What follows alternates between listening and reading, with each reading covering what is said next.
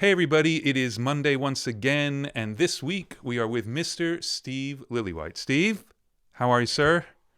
I am very well, thank you. I'm very Excellent. well. Nice to meet you, Andrew. Yes, Nice you to meet too. you. You too. We Finally, after all almost these. met once a long time ago, and we'll get to that at some point. This was, I think, early '90s, so we're nowhere near that yet. But yeah, but I was too scared actually to introduce myself.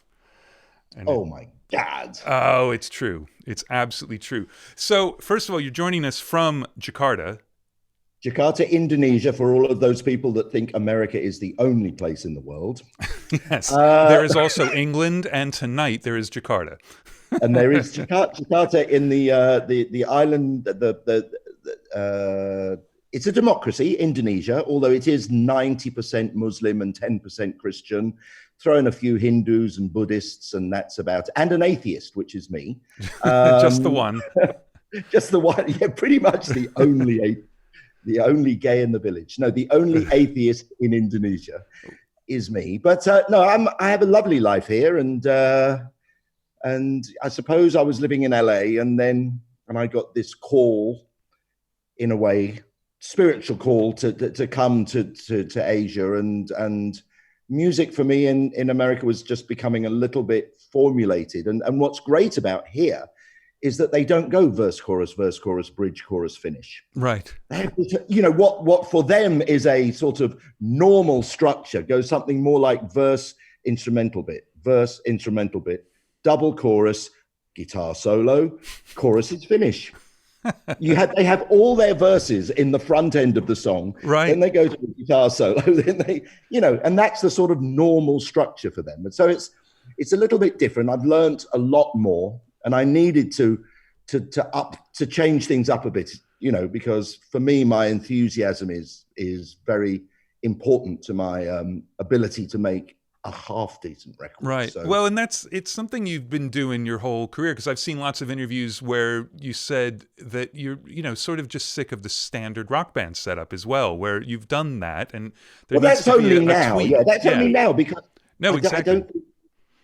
When I was starting, certainly when I got my break, there was so many different sort of sounds of bands, and this has been my one dilemma, that weird thing that when there is very little choice, everyone sounds different. Now we have the most choice in the world, everyone's records sound the same, and I don't quite understand how that came to be. Interesting. Well, so let's go back to the beginning, because I'm curious about some stuff. So, born in England, in Surrey, you played bass. Yep. You had a brother who's a musician as well, because you worked with his band, right? I did. So you were in school, doing school things. That was not necessarily the right place for you, and the school helped point out that maybe it wasn't the best fit, right? Yeah. I was not the sort of guy. I was not that guy. If you look at the school, well, two things. I was not the guy always fiddling with transistor radios and doing that. And I was not very good at school. I was like near the bottom. I was just a dreamer, I suppose. And I've always been a dreamer, and my head in the clouds in some way, but I've always thought I was normal as well. And it's only when I look back upon my life that I realize that maybe, I don't know what normal is really, but I've always thought I was normal. But when I look back and I go, well, you've done things that are not really normal, so it just seemed natural for me to spend all my time in a recording studio. Right. And I was very lucky to be at a very fertile time. But before you actually got into the studio, because you didn't, from what I've seen, like when you left school, it's not like you had seen a recording studio and you knew about making records necessarily, and like, okay, well, this is what I want to go pursue. You just thought, well, I like music, right? Yeah, I know I like music. I got a friend of a friend, and my dad helped, got me to go and look at a recording studio. I said, are there any jobs going? And the studio manager said, wow, just so happens that today someone has decided to leave. I'll give you an interview, come back. instead of going through the sort of 10 applicants that they used to get every week. And I all I remember from the interview was he asked me one question, was, should a recording studio be live or dead? And I cannot remember what I said, because there really isn't an answer to that, because the answer is, well, it depends what sort of records you want to make. Well, exactly. but what a funny thing to ask. I know. But my very first day, I remember being, okay, so the setup was, it was the last studio in the country, or probably the world, that had a studio and a control room and a mixing and a tape room, right? So the band would play in the studio, the control room was where they would do the mixing, and I was in room B, it was called. And there was a swan neck microphone on the desk, and I had a little Auratone next to my ear, and I was sat at the 24 track. So basically the producer would say, okay, do a take, or let's say a punch in, it was called a cue to press. So it was cue to press from the second verse on track 14. So I would click track 14, go just before the second verse. And when they said play, I would play. And then the producer would say to the engineer, press. And the engineer would was saying to the microphone, press. And I would punch in. It was so fucking anal, I tell you. And it was ridiculous. And so this is Phonogram Studios in London, right? Which was owned by Polygram, is that right? It was like Yeah, Polygram had just taken over. It was Philips before that. Right. And when it was Philips, it had quite a good reputation as a very live studio. They did all the Dusty Springfield records there, right, and the Walker Brothers, these big sort of British cavernous sounds. And then the studio was sort of, you know, the thing was to make it as dead as possible. And right. and it didn't really have much life to the studio, which is great if you want those sort of really tight Bee Gees type sounding records. But whenever I tried to make that sort of a drum sound, it just sounded small. It didn't sound fat and in your face. I don't know how those people get those drums. No, because I mean, that is a 70s, and it's definitely a 70s British thing. And there's some amazing records. The earlier Pink Floyd, the Pato records, some of those things, super dry, but gigantic in a way. Yeah. But I don't know how to make those. You know, I always call it a Huntley and Palmer's drum sound. You know, like biscuit tins. That's right. So when you started in 1972, there it was already 24 track. Yes, I think they got the 24 track about 6 months before I joined. Right. And you were there. They'd upgraded from the 16. So you're there for 5 years, which once we get out of these 5 years, we're going to start flying. But I'd love to hear a little bit more about sort of what kind of sessions were going on, because you must have done a huge amount of stuff in 5 years at a studio like that. But at the same time, you're not in the control room. You don't get to see other people engineer. You only get to engineer sort of on weekends when you're allowed in. So how did you just learn by yourself, or did you have people coming in with you on the weekends, or how did that happen? Okay, well, this is how I got my break, basically. Well, yeah, as I say, I was sat in this room. Literally, the people in the control room could not listen to the music unless I was at my station pressing play. Now, I also ran the 2 tracks for the delayed plate and I, you know, and running the mixes. So I would have, you know, like 2 or 3 2 tracks running at the same time. So I had to make sure, and the patch bay was in my room with these enormous, beautiful big toggle things. You see, Andrew, I can get excited about gear. I can get excited about big, manly toggles. Excellent. But that's probably the most excited I've ever got about gear. Yeah, that's fair enough. But no, I was in a separate room. So and could you really hear properly, or did you only have that Auratone for? I only had that Auratone, and I had a talkback. Well, I tell you, the very first day, this shows how stupid I was told to sit at the tape machine and the engine and just do what the engineer said. and look at the clock on the tape machine. So when he said play, I pressed play. And of course, I was like all excited. I was listening. And then at the end, he would go back to zero, and then press play again. And I'd listen. I'd go, it sounds different. What am I doing? I'm in the wrong place. What am I? Of course, he was mixing. And I didn't even know. I didn't conceive of what mixing was. I didn't know what I was doing. I was that fucking stupid. So, and I've come from that position all my career, really. I mean, it's I don't know, it's sort of done me good, because I've certainly, whenever I've thought that I know what I'm doing, I get knocked back on my ass. So, you know, so, and that's, you know, and I can look back and say that's a fact. You know, when I think I know what I'm doing, I fail. So I am always absolutely amazed when I read interviews and I hear people in those tech magazines, you know, they go, I always use this on this. This is my, you know, I use this mic on this, I use this on that, and I get a great vocal sound when no, because even that same mic with that same singer or that same drum kit, for some reason, sounds different on different days. I don't know. Yeah. Or maybe it's me who's different. No, we've had the conversation many times. I don't know. And that for me is the magic.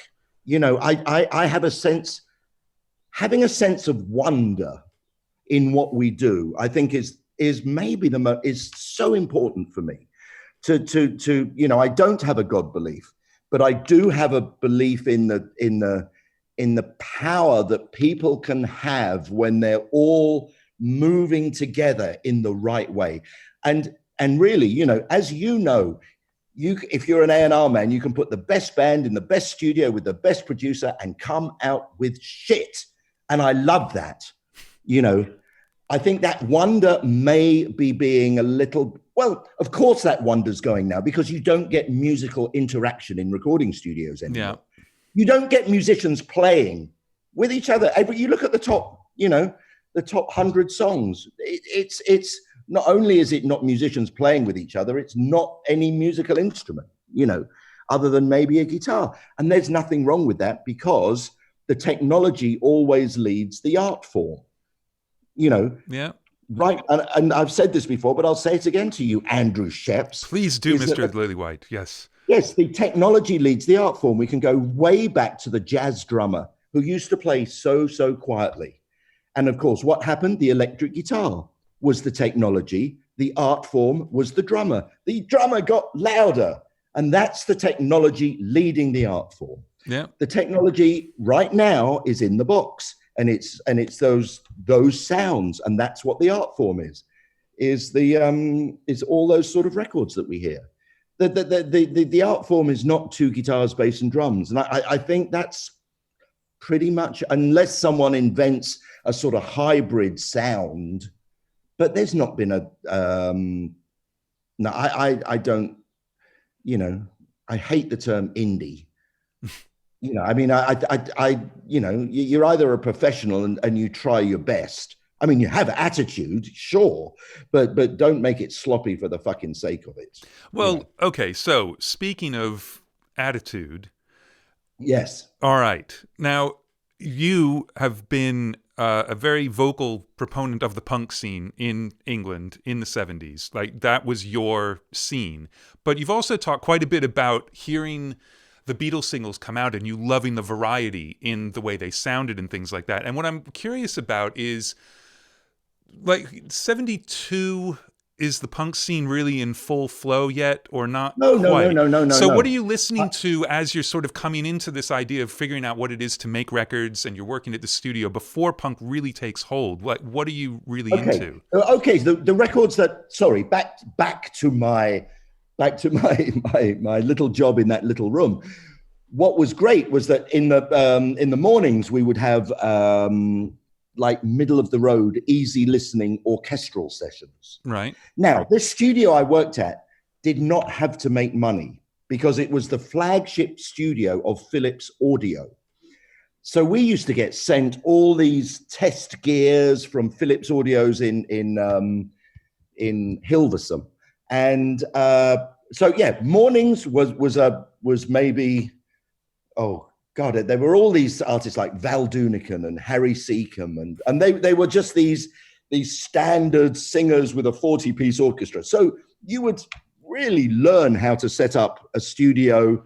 And, you know, we would get to the studio 8 o'clock in the morning and set the mics up. And there was this violin player who always used to come in early and put his violin on one of the chairs and go out.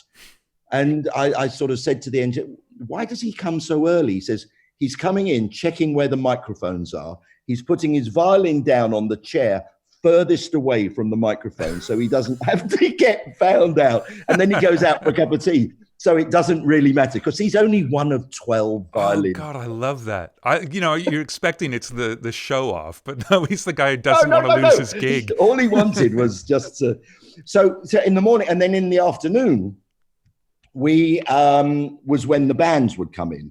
And I suppose the two biggest bands I was involved with as an assistant was a band called Status Quo. Yeah. Who were very much a sort of boogie rock band, and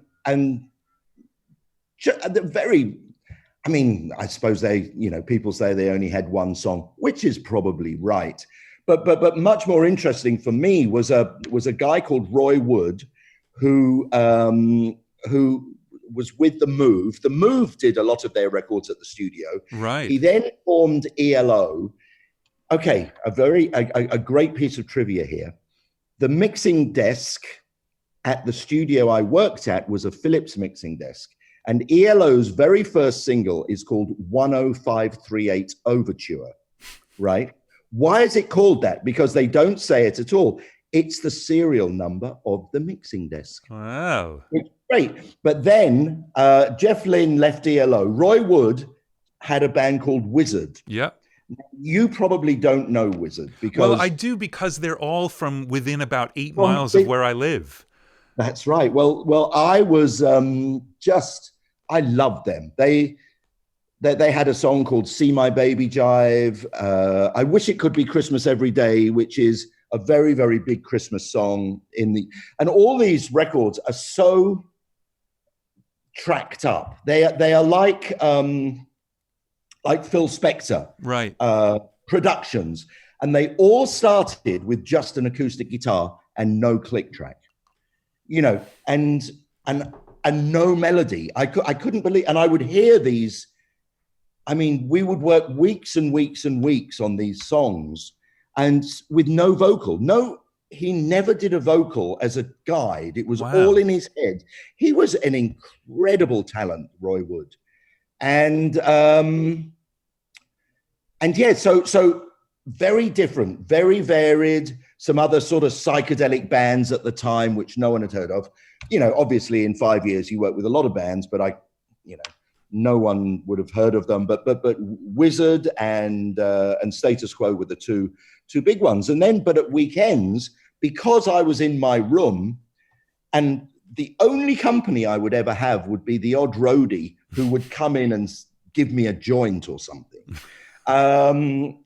I would, it was very, very lonely. So at weekends, my boss, who, this was still the recording studio structure where assistants become engineers, and I thank God for that system, because I came up through the recording studio system. There's no recording studio system now.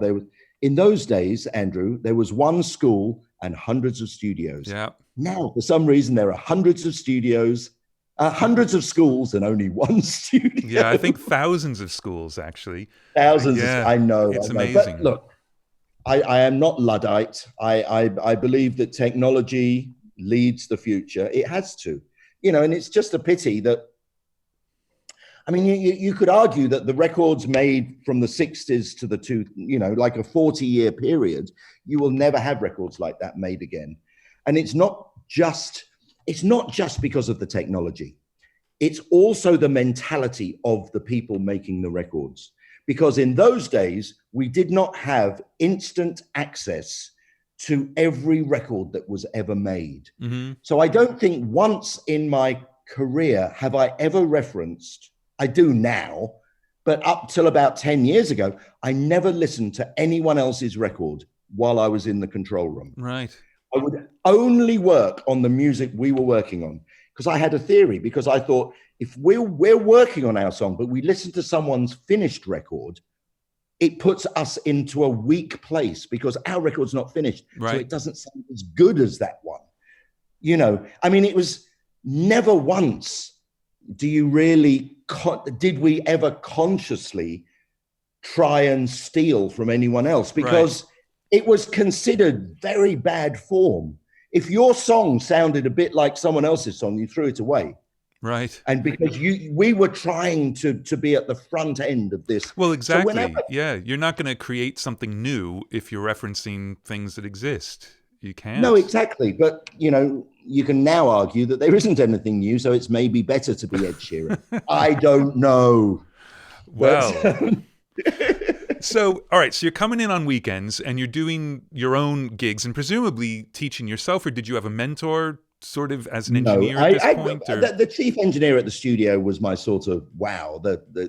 Okay, this was a studio with one studio, 2 copy rooms, and a staff of studio manager, studio secretary, Fred the T-boy, 3 engineers, 2 tape ops, and 3 full-time maintenance. So this is Phillips, like, you know, running a payroll. Yeah. And this was the last days of the white coats. Right. You know, I mean, not the engineers. The engineers didn't wear white coats, but it was called the technical department. But the engineers are setting up their own mics at this point, and yeah. This is how we were with me, you know, and we didn't have that extra stage that a lot of American studios have, which is, you know, you go in as a runner, then you become an assistant. No, you straight to being the button pusher. Right. Straight to being the assistant. So I would be doing my punch in. So I would always be listening and go, oh, I think they may want to do the second verse again. So I would go and park the tape just before the second verse. So when the producer said to the engineer, let's do the second verse again, boom, I was there. You know, so I prided myself, you know, because like any menial task, you know, if I was cleaning toilets, I would want to be the best toilet cleaner. Yeah. You know, not because I want to be the best, but because it makes it more fun. You know, I was thinking about retiring the other day and what I would want to do.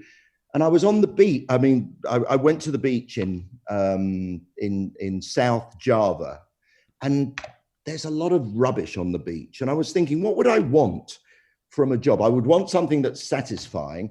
I would want something in retirement, something that's satisfying, something that gives me exercise, and something that I enjoy, that I get results from. And I thought I could just walk along the beach every day picking up rubbish. And that would fulfill each of those criteria of what would be a meaningful existence, because I would see a clean beach every day. Yeah. You know, but anyway, I don't know where it's all right. No, that it's interesting because look, this stuff. It sort of makes sense to me that I would be doing something. So when I was a tape op, I wanted to really do it properly and do it well. Otherwise, I would be bored. Yeah. You know, otherwise I would be bored. But as for engineering, the group I took in as my project, my weekend project, and it was a project. I hate when producers say, what project are you working on? I say, I don't work on projects. I do albums. Kids do projects. But this really was actually a project, because it was some demos for this group, which was a band called, they were called Tiger Lily. They then changed their name during our demos to Ultravox. And now this was the Ultravox of a man called John Fox, right? Rather than the Ultravox of Midge Ure. Yeah. Midge Ure, and where they had Vienna. That was a long time later. This was early Ultravox, which was more like a punk Roxy music. And in fact, from my demos, they got a record deal with Island, And Island Records said, okay, who do you want to work on the album? They said, well, we've been working with Steve. We really like him. They said, yeah, who is Steve Lillywhite? You need a name. And they said, and they loved Roxy Music. So they said that Brian Eno was the other. So the first production credit I really got was a three-way production between Ultravox, Brian Eno, and me.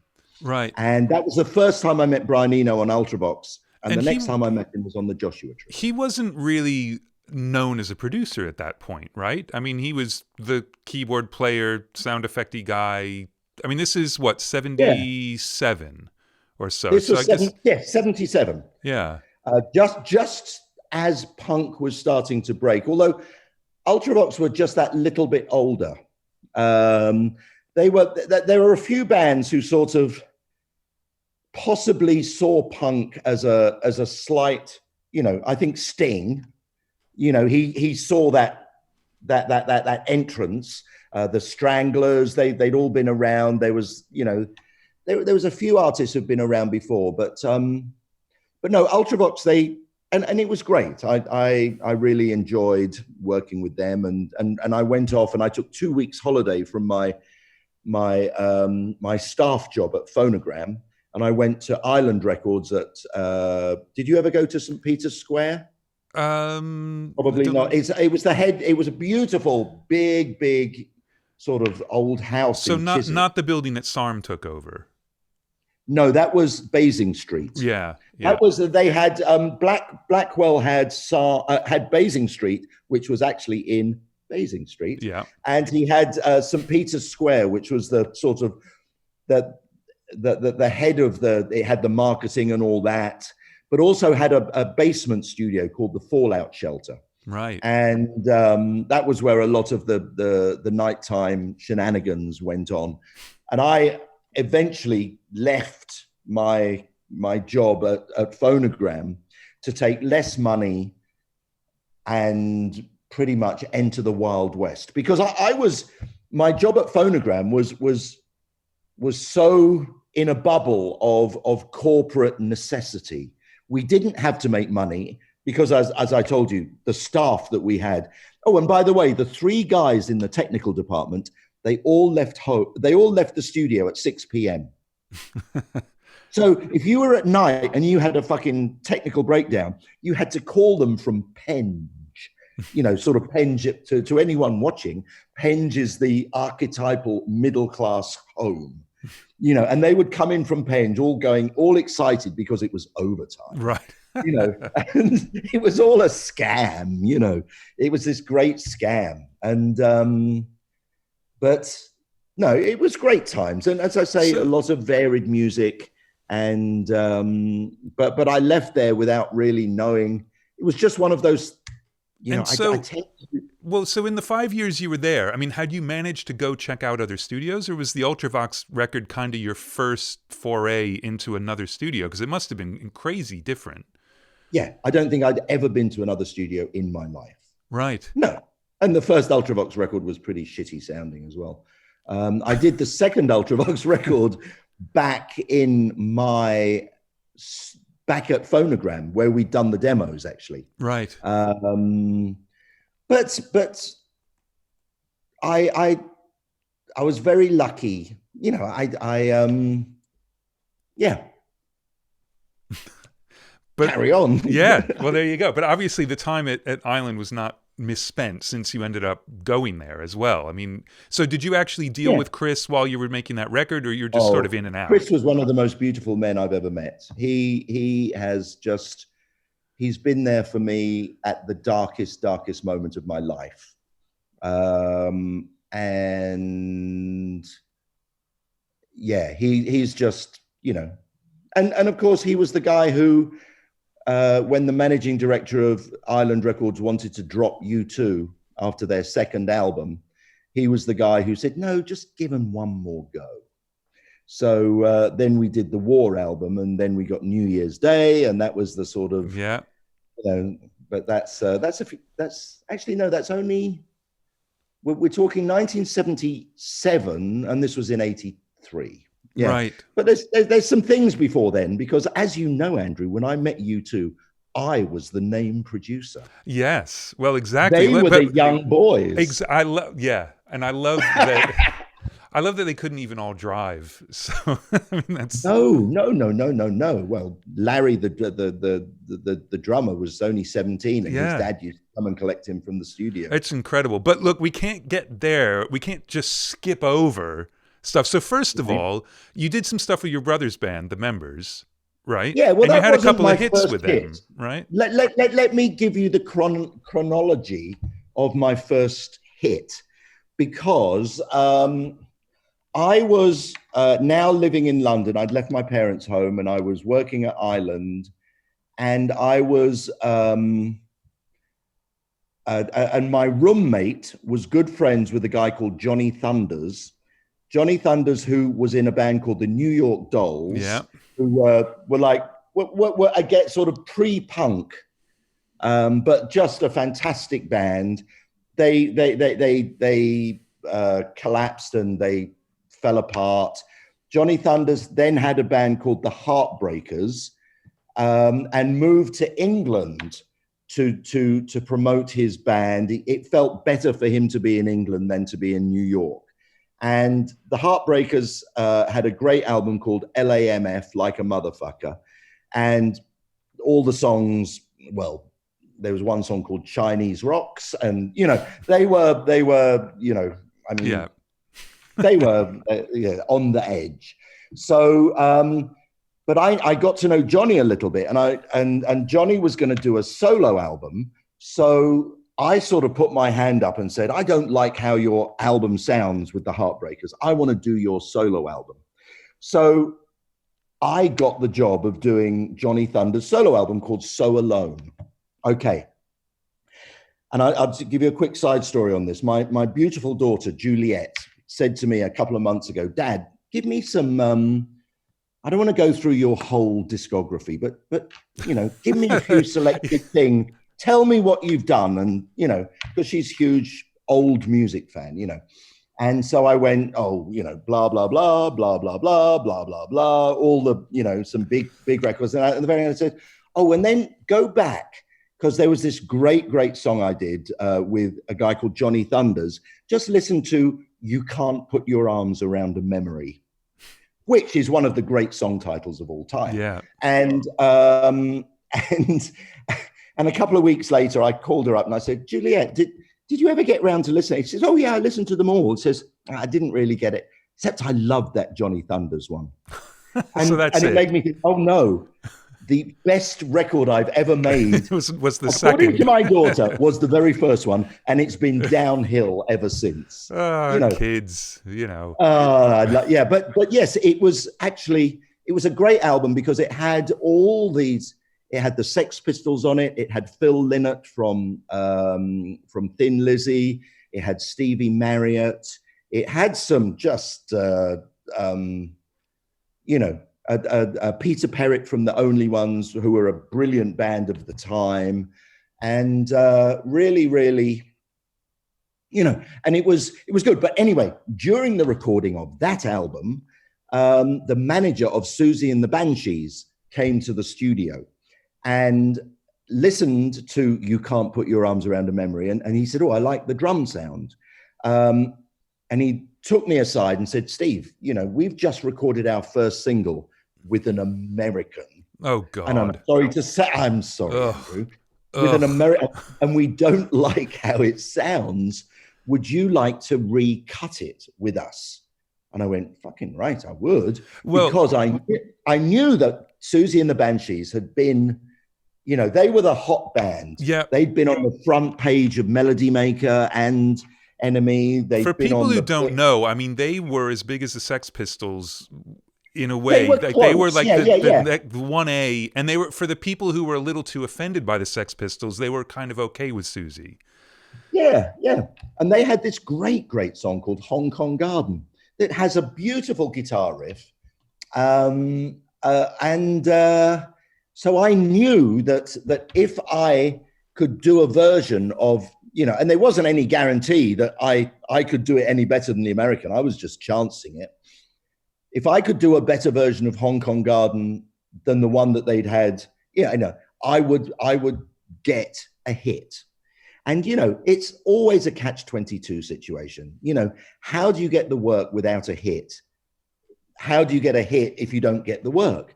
So all of a sudden, it's like, yes, I'll do this song. I did it with them.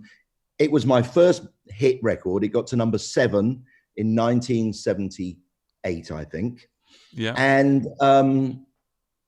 all of a sudden, there I was. I had a hit. Now, for me, I think a lot of people, when they have their first hit record, I think there's two ways of looking at it. I was just looking at it as a fan. And for me, it was like, oh my God, I've got a hit. I can work with some really fucking great people now because I've proven that I can deliver.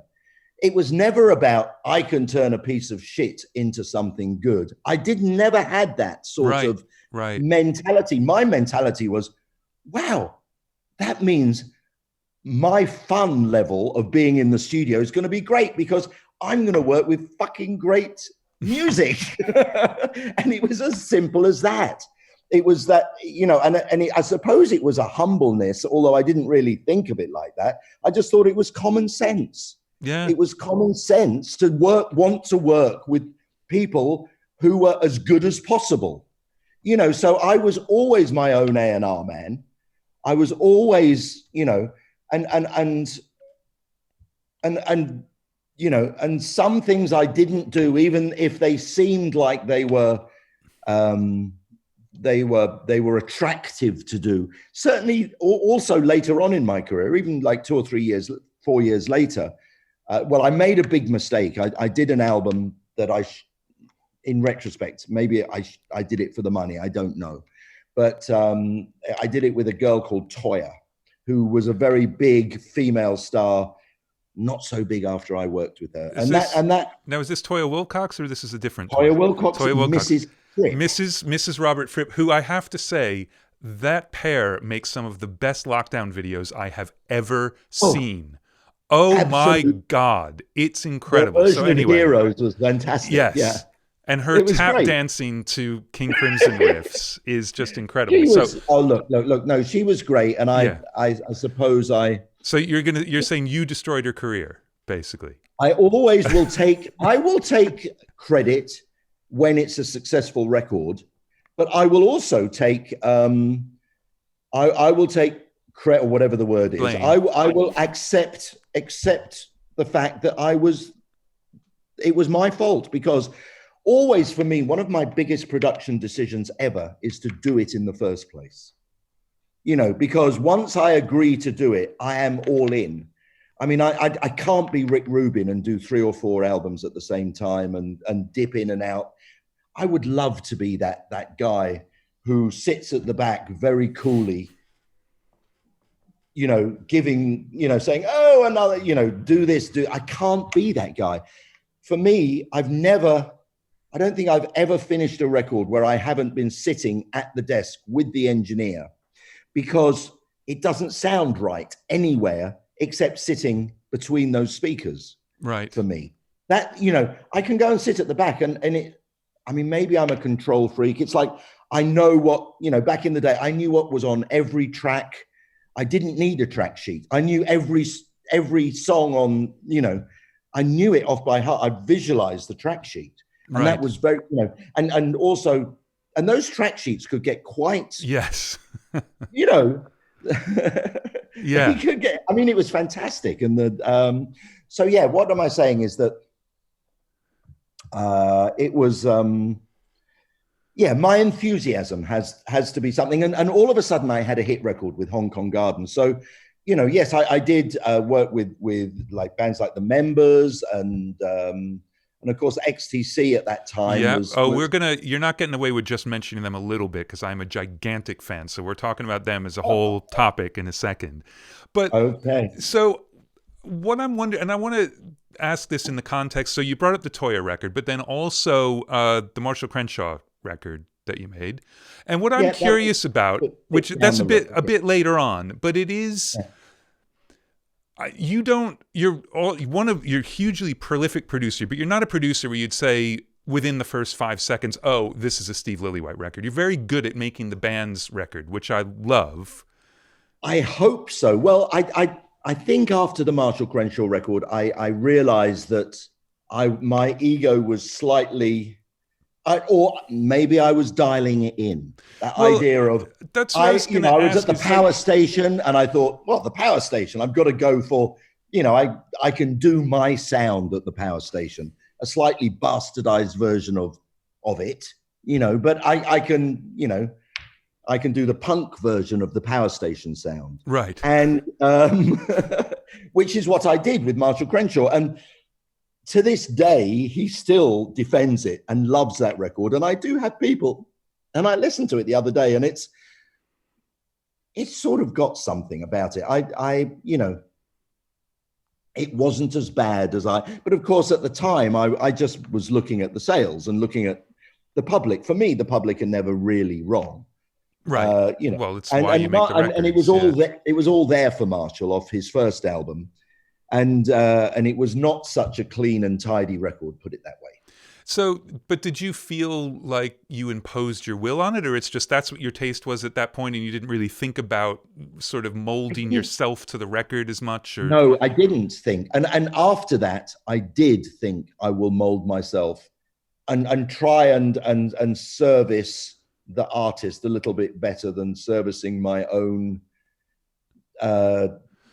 percentage chances of it being good. Well, I think it's also, your own vision, because, at the beginning, there were some sort of outliers in there, like the Steel Pulse song and things, but you're making relatively similar records. So you're building this way of making records around something that is working for all the artists you're doing it with. So it's a bit of a... with Big Country and Simple Minds and U2, all those records have...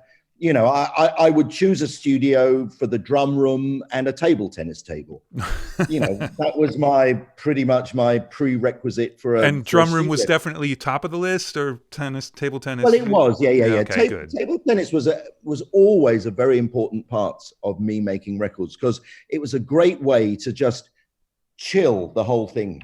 Right. Okay, you're on. Let's go and have a game. And especially with singers, I could take singers away and really, and then afterwards we were very much bonded, like schoolboys. It was even on the Peter Gabriel album, which was the most, when you listen to it now, it sounds like the darkest, it was like a youth club. The making of that album was like, we were like kids. Peter was only, God knows how old. I was 25, I think, 24, 25. So he was, what, 30? Padgham was my age. Peter was 26, 27. Right. Nothing. Right. And... Well, and again, we're coming back to that one for a big chunk, but just hearing the stories about, Peter giggling because he's got pictures of Kevin Killen with the ears blown up and, just ridiculousness, total, Well, for me, Peter was, he really was...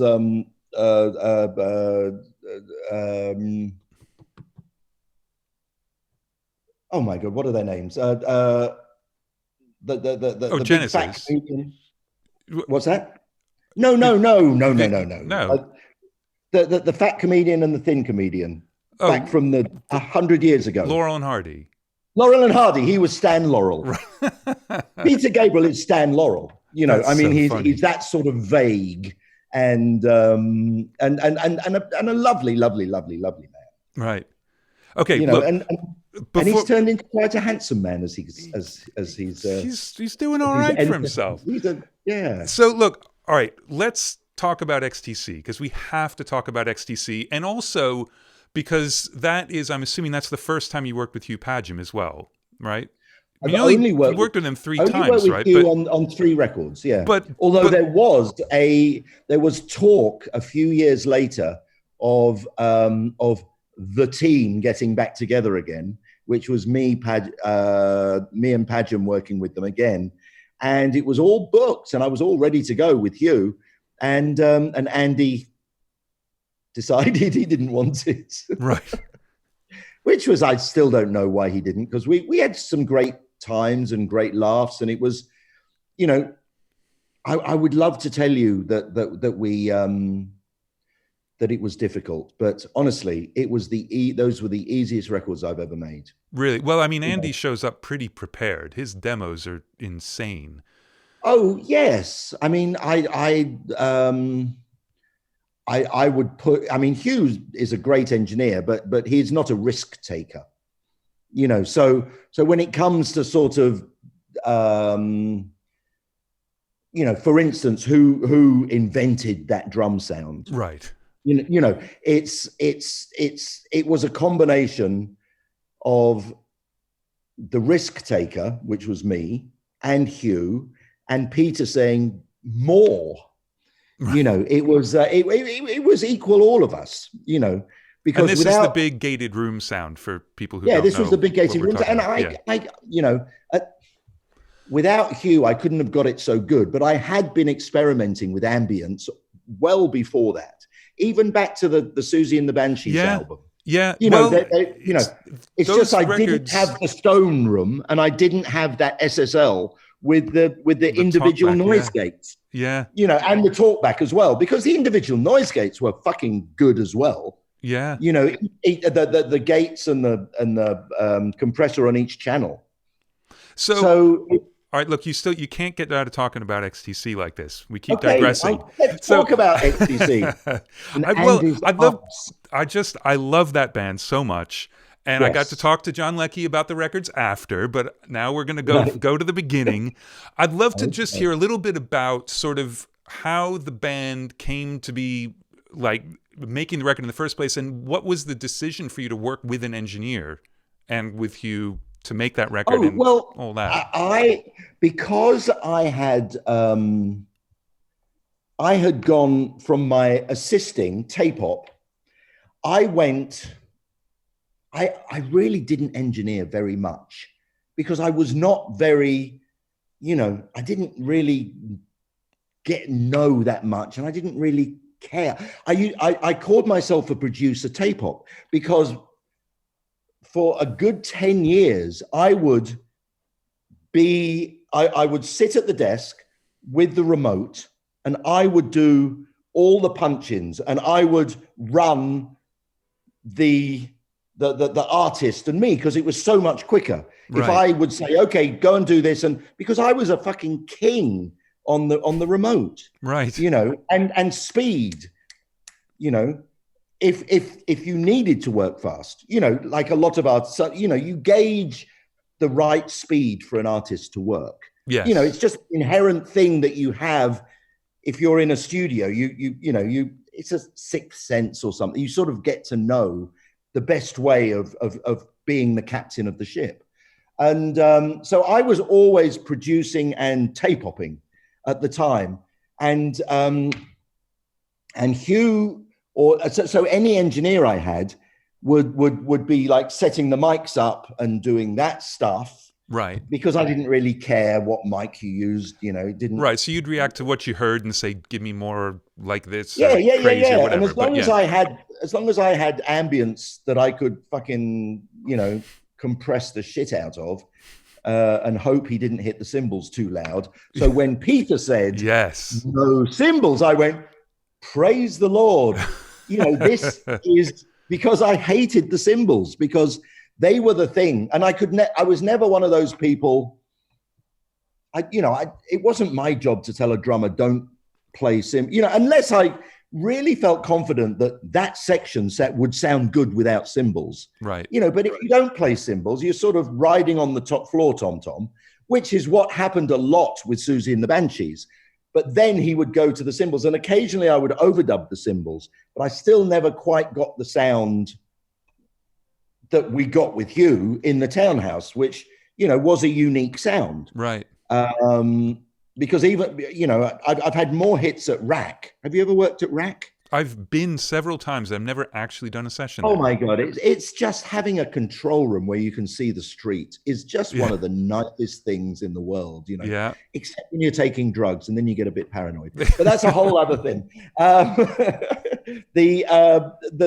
Rack is also a pretty good room, but this Townhouse Stone Room, it was not very big. And did you ever go to the Stone Room before they decided to, you know, it was not meant even really to be a drum room. I mean, I don't know what it was, you know, I don't know, but no one got anything out of that room remotely sonically like that until I went there. You know, Hugh was a staff engineer at the Townhouse. Right, You right. know, he could have done that sound anytime, you know, but it was with the pushing So was the decision even on XTC was a similar sort of sound, and it really helped. The great thing about XTC is that you had two guitarists who pretty much never played power chords. Yeah. And they both played interlocking melodies and rhythms, you know, and they did not step on each other. And that, you know, whenever I get, you know, and so one thing that later on in my career, if I would go and see a band play and the two guitarists were just playing the same thing, I just walk out. It's like, you've got the opportunity here to have something to back up, something intelligent to back up your main front guy. And you're just going, you know, I am not a fan of the power chord. In fact, I don't think I've really, other than Vertigo by U2. Well, exactly. I was going to say, Edge has played power chords on one song in 75 only. records. Like, that's it. Yeah, and it's a badass riff and is heavy as hell, but that's it. Yes, that's the only... yeah, but look, what I love is that, you know, think of all the riffs he's played that he's thrown out. That's what I love about. Yeah. That's what I love about U2's ambition. Well, and I've got to say, I only got to work with him once, but the fact that he remembers every single note he's ever played is the scary part. Yeah, he is the professor. Yeah. He is he's certainly the music in that band. All right. Well, so we love XTC. I mean, we love it. Making plans for Nigel. As records, they were very, very simple to make. It was 2 weeks recording, 2 weeks overdubbing, 2 weeks mixing, and that was it. Right. And I've got to say, I mean, there's a gigantic progression from Drums and Wires to Black Sea as well. I mean, and in the songwriting with everything, really. But it feels as though with the first record, there was a little bit of we're going to be a punk band. And they just knew by Black Sea that they were XTC, whatever that meant. There's no outside pressure to do anything musically. Yeah, well, I think Dave Gregory had bedded himself into the band by that point, you know, and he's a real old school guitarist. But you know, it's Andy's band, and what was great about it was that, you know, never once did I see any. I'm just making a cup of tea, so I'm moving my laptop around here. My rather nice apartment here in 2 o'clock in the morning, 2:30 in the morning, Andrew. Well, don't worry, we've gotten up to 1979. You know, we're almost there. We've got up to 9. Yes, I know. Well, we touched on 1980, but we've gone backwards now. So I know. So So really, Andy never once got jealous of making plans for Nigel. You know, because that was, you know, I can't think of another band that has two songwriters where you know, there was absolutely, you know, it's like, great, that's a hit record, you know. Oh, that's fantastic, because you know, and you know, Colin would only bring two or three songs to each album, but you know, they were pretty good ones. They're pretty good, and I'm sure Andy always had 70 or 80 songs on the go. Yeah, but you know, not many people were as prolific and as high quality as Andy was in those days. And his, you know, he really was a genius. You know, I think maybe he's a little bit bitter now. I don't know. The only thing I could say about Andy is that he's still, because they come from Swindon, they had it in their heads that they were from the country and that they weren't from the smoke. So there was this little bit of, you know, we're not really worthy, you know, we're only this little band. And so therefore not as ambitious. Right. You know, I think I mean, say a band like U2, far more ambitious. You know, the ambition to it all came very easily to Andy. Right. You know, very, very easily. He never, I don't know how he wrote. I don't think he spent a long time writing his songs. I mean, it was a purple patch for him. Right. And they also decided very early on not to tour, which set them apart from a lot of bands. That moment is actually on YouTube, where Andy walks off stage. Someone was videoing it, and he just lost it. And to be honest, you know,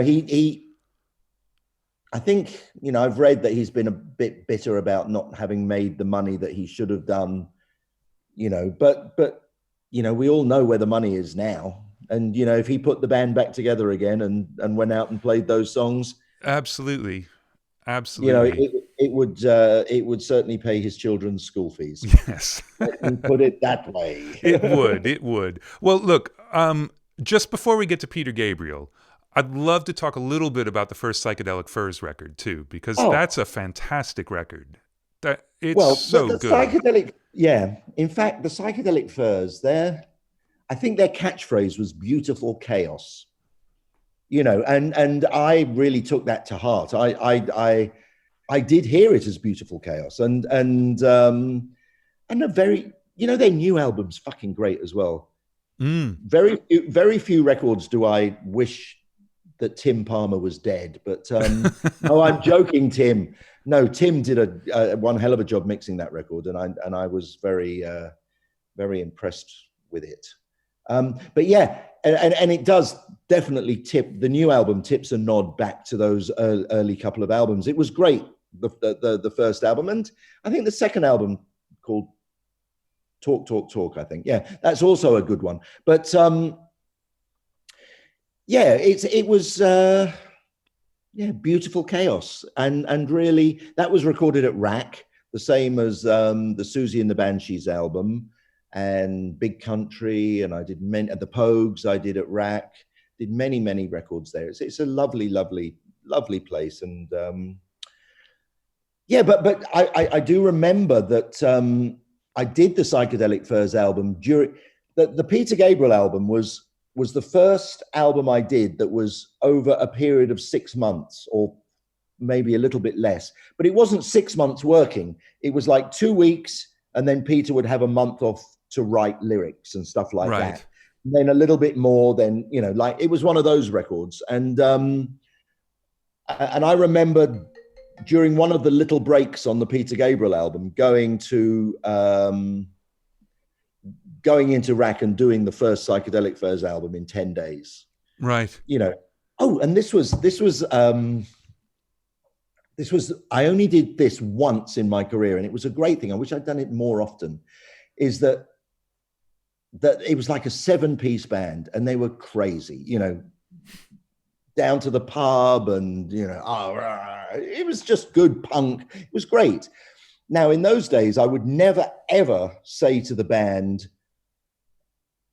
you know, don't come to mixing. But I knew that I could mix this record much more efficiently without them being there all the time. So I did say to them, I said, look, guys, what I'm doing is I'm going to start mixing the album at 6 o'clock in the morning. Whoever wants to come to the studio. John Ashton, the guitar player, was the one guy who got up. And in fact, it was really, really great, because we'd get up at 5 in the morning, get to the studio at 6. It was still dark. We'd actually have that sort of, a bit like I am now, you know, it's that excitement of, almost as if you're going on holiday with your parents and you get up early, you know, and we would start mixing, and it worked really.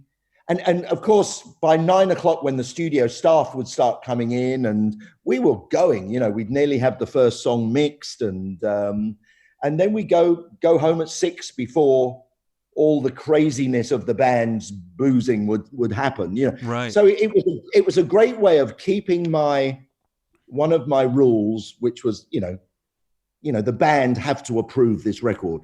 It's nothing, you know, it's about the band, you know. I'm not going to really care about it when I'm old, but it's something for their grandchildren, so everyone has to be pleased. And most people, I think if you ask them who I've worked with them, they're pretty pleased with the record that I made with them. Even not every record has been, a huge seller. Except once I was, okay, this is just a quick side story, but I've only just remembered this. There was a band, and it was when Space Invaders was becoming very, very big. Right, Space Invaders was the biggest game, and this band had a song called Space Invaders, and I can't even remember what they're called. And they asked me, and it was on Virgin, and I was asked to produce it. So I produced this song, and we finished it, gave it to Virgin, and Virgin, probably Richard Branson, said, well, it's called Space Invaders, but you need the sounds of Space Invaders. Beep, beep, beep, beep, beep, beep, that's you need that. And I went, oh God. So they sent me into the studio without the band to go and put on the blinky blonky noises of Space Invaders on the song, which I did. And then I bumped into the drummer of the band who hit me, I think. Although I can't remember ever being really hurt, but he's like, you fucked up our record. And I went, well, I'm sorry, but it was Richard Branson. He wanted it. But no, I've only just remembered that story. Wow. Well, maybe Mark can have a little search and see if we can find out what band that was, because that's Space Invaders. I seem to remember that vaguely. So yeah. That was my game. I mean, that was when I stopped playing. I stopped playing video games after Space Invaders. Right. Well, fair enough. Some people would argue they've gone downhill since. So. Oh, I don't know. God, you need a certain sort of brain to play those games. And I just, it's like you need a certain sort of brain to work Pro Tools. Now, I know what it does, and it's fine, but my brain does not. I don't ever look at the screen. I've got some great engineers here in Indonesia who I work with, and they do all that. And I've got my own little Pro Tools thing, one day I thought, I don't even really know how to turn it on. So I went on YouTube, like Pro Tools and I did this. And I'm in the studio I've got YouTube and I've got my Pro Tools, and I don't know how to get the folders here and to do this and I just gave up. I mean, there are some things I will never be able to do. Well, I think you've done all right without that. No, but it's sort of annoying to me that I don't. But in my defense, Andrew Scheps, quite often when I've been in the studio, people have said, they're pointing to the screen and say, look, blah, blah, blah, it's there. And I go, no, it's not there, because I can't hear. And of course it's not there because there's some, so my ears are still the things that I use. It's like with auto-tune, which I love auto-tune, but only certainly for the sort of records that I've historically made, you don't want to hear the auto-tune. No, right? No. So I would listen through to my comped vocal, and I love it because in the old days we used to do like 8 or 9 takes to make sure that you were covered pitch-wise as much as anything. With auto-tune, you can get your performer to really give it everything for 3 takes. Makes comping much easier. So you comp it to 90%. And then I sit there and I listen to the vocal and I'll just underline the words I want to be tweaked. And I'll give that list to my guy and I'll say, just do those. He'll do them. And then he'll point to me and say, Steve, but this looks a bit off. And I said, no, it doesn't bother me. I don't want to see it. It doesn't. Yeah.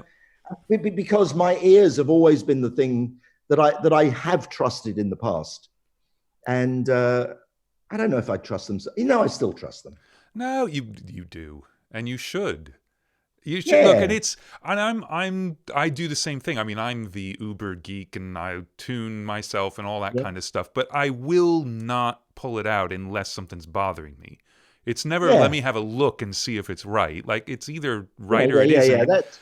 Although there are many records that set it to stun, and that's fine. Yeah, Look, well, hey. Cher, Well, I was going to say Cher led the way, didn't she? Yeah. I mean, anyone who thinks T-Pain made that up needs to go back and listen to some Cher. So, all right, let's talk a little bit about that Peter Gabriel record. So we've already talked about Hugh, second time working with Hugh. Was this because you wanted to work at the Townhouse again, or you just thought it'd be great to have Hugh there?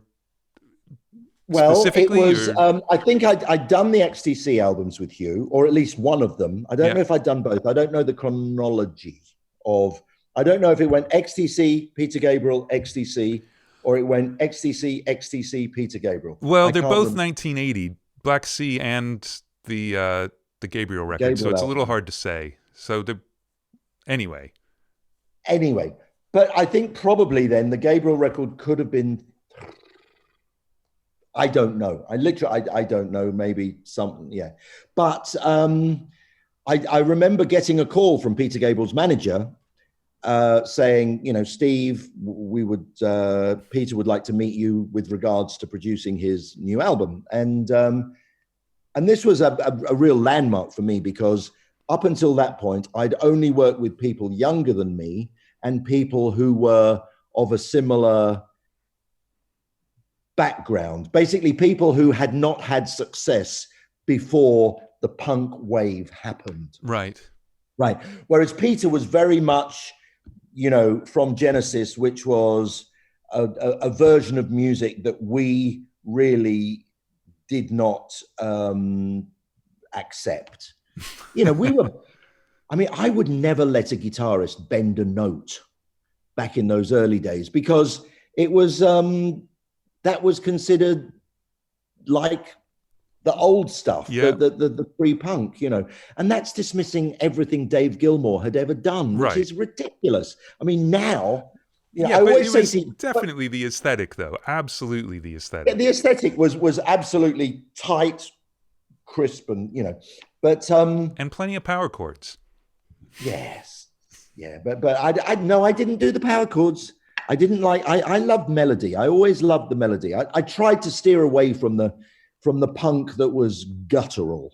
Right. For me, it was always melody. Well, and I've heard you say a few times in interviews that it was always about the voice anyway. So a lot of these punk bands were the singer was an afterthought on some of them. It wasn't really about that. It was about the words and about the power, and that was it. Yeah. Well, punk is a great attitude, and it's still an attitude that I hold very dear to myself now. But as an art form, it was very limited. So I made a point of, when I worked with whenever I got success, I didn't ever work with another. I tried not to work with another similar artist in my head. Right. So when I got a chance to work with Joan Armour Trading, I mean, I did a couple of albums with her, which was great because it was nothing like anyone else. So it was, that was really good.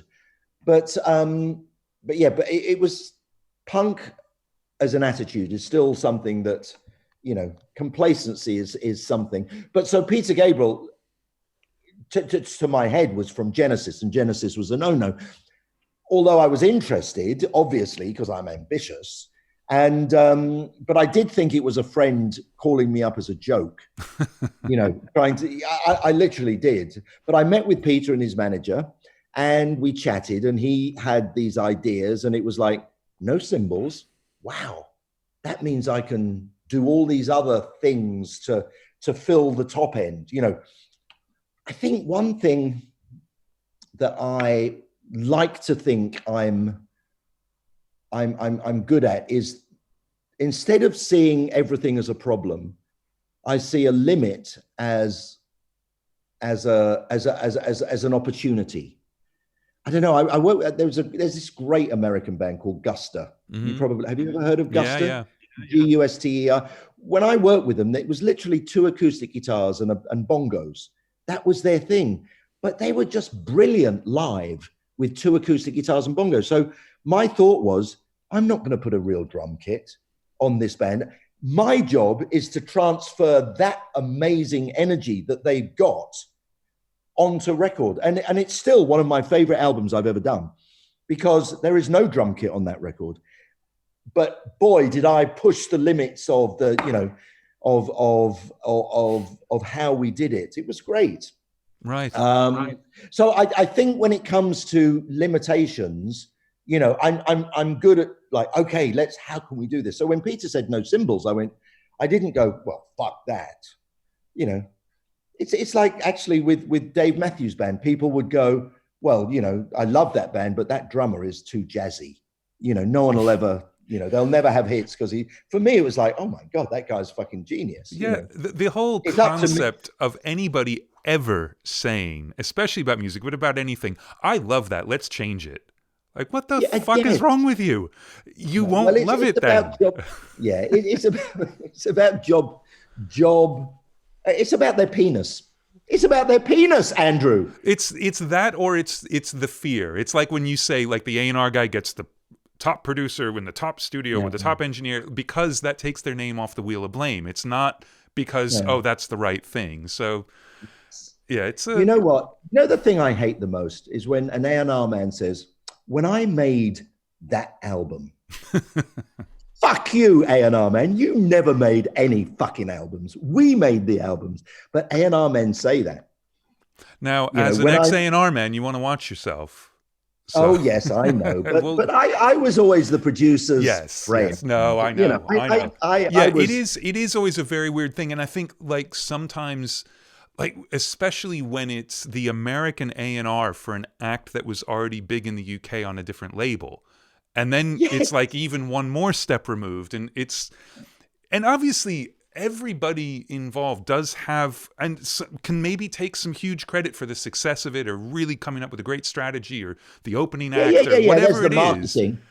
But it's not making the records. It's not making the record. It's, you know, and well, that was the great John Kolodner story with Peter Gabriel.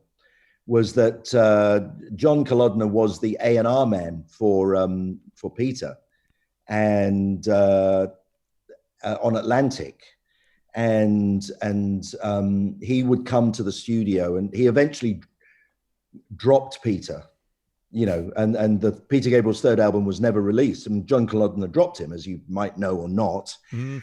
But there was the great story that John Kolodner used to come over every 3 weeks to hear how the album was going. Now, he was the epitome of what we didn't, you know, we were all about the art. He was all about, you know, we got to get a record that sells, you know, like this. So because we were like schoolboys, fearless schoolboys, about 15 minutes before he came into the control room, we would turn the air conditioning up full blast. So cold that it was like, and of course, Kolodner's from California and, you know, all like that. So he would walk in and we could see him immediately like go, oh my God, it's chilly in here. But he couldn't really say anything because he's a gentleman. Right. And he's visiting. And he's coming into our space, but we didn't want him to stay for very long. So we would make it freezing cold so he wouldn't stay for very long. And he eventually dropped Peter from that album, and which was then released on Phonogram in America, which was like, did not have hits, did not have any real, you know, it wasn't a label you really wanted your album to come out on. And then, of course, Peter and then Kolodner re-signed him to Geffen, right, which was fantastic, you know. But yeah, it was definitely it was an album of. It was the first album I ever did where we didn't do it all in one go. Right. You know, we did our sessions at the Townhouse where we got the drum sound on Intruder, No Self Control, and one other on, even though we didn't use the drums until the very end, the song about being in the mental home. Yeah. Neurons. But most of the time, and that was done very quickly. A lot of time was spent in the Manor Mobile down at Peter's barn, where we did Games Without Frontiers and other songs with Jerry Marotta on drums. And that was so we had sort of two very different. We had the Phil Collins sessions, which were at the Townhouse, and we had the Jerry Marotta sessions, which were at the barn. And then when it came to mixing, we were in the Townhouse. Right. But this was really the first time ever where, you know, we mixed it and recorded it at the same time. I remember doing No Self-Control, especially the second song, and basically all the instruments were on that song for the whole of the. It was like a rock right. on the plinth, and we had the chisels, and we were starting, and the mixing was making the sculpture, right, because we didn't know what it would look like, sound like. So literally, we would go to the beginning, and we would go, okay, let's start with as little as possible to make it sound as good as possible. So took the drums out, blah, blah, blah. We did that. So we mixed about the first, we did the first little bit, right? And we mixed it. And then we worked on the second little section. When we did the second little section, Hugh would go with headphones over to the 1/2 inch and edit the two together. We wouldn't hear it. He would make sure the edit was in time. No one else heard it, only Hugh. But while Hugh was doing that, I was working on the desk with, you know, working on the next little section. Oh, let's have the drums here. Let's do that. Oh, let's blah, blah, blah, do that. And we do that. We spent the whole night mixing in about 20, maybe 20 edits. Wow. You know, each section, each little bit. And then we didn't listen back to it ever, right? Until the very end, literally till the very end. And we sat back, and the one thing I remember was, I remember sitting there in front of the speakers with the volume, getting the volume about right as it starts off with the marimbas at the beginning, right? And as the song went on, it got louder and louder, and it got so fucking loud, I had to start turning it back down. And I think we had to do that on the mastering as well, right? Because we'd really pushed. But so that stayed. Those first takes on all of these things, that is the version on the album. That's the record. Yeah. Brilliant. And that's how so many edits. All edited. We didn't have the computer or anything like that. Right. So no automation you're running at this point. No automation. And automation, when automation came in, it was always something that didn't help. It hindered and slowed down. Okay, I love SSL, but there are things on the SSL desk that freak me out. Okay, the moment you turn on the automation, what's the sound you hear? It's the sound of failure. It's that. Now that sound is like an electric fucking shock. That's the first sound you hear. What's the first color you see? Red. Yeah. Red is danger. Everything, right? Have you talked to them about this? Honestly, I hate it. I love that. Especially the sound of failure is the first thing you hear. Right? Yeah. You know that horrible sound that goes brrr on the SS. Oh, I hate that. Well, and also the ones without the moving faders, the sound of your mix would completely change when you switched to the VCAs too. So that was another thing. But I love that it was just the sound effect of for me. Yeah. That's a little technical, especially when you're fucking, just doing that.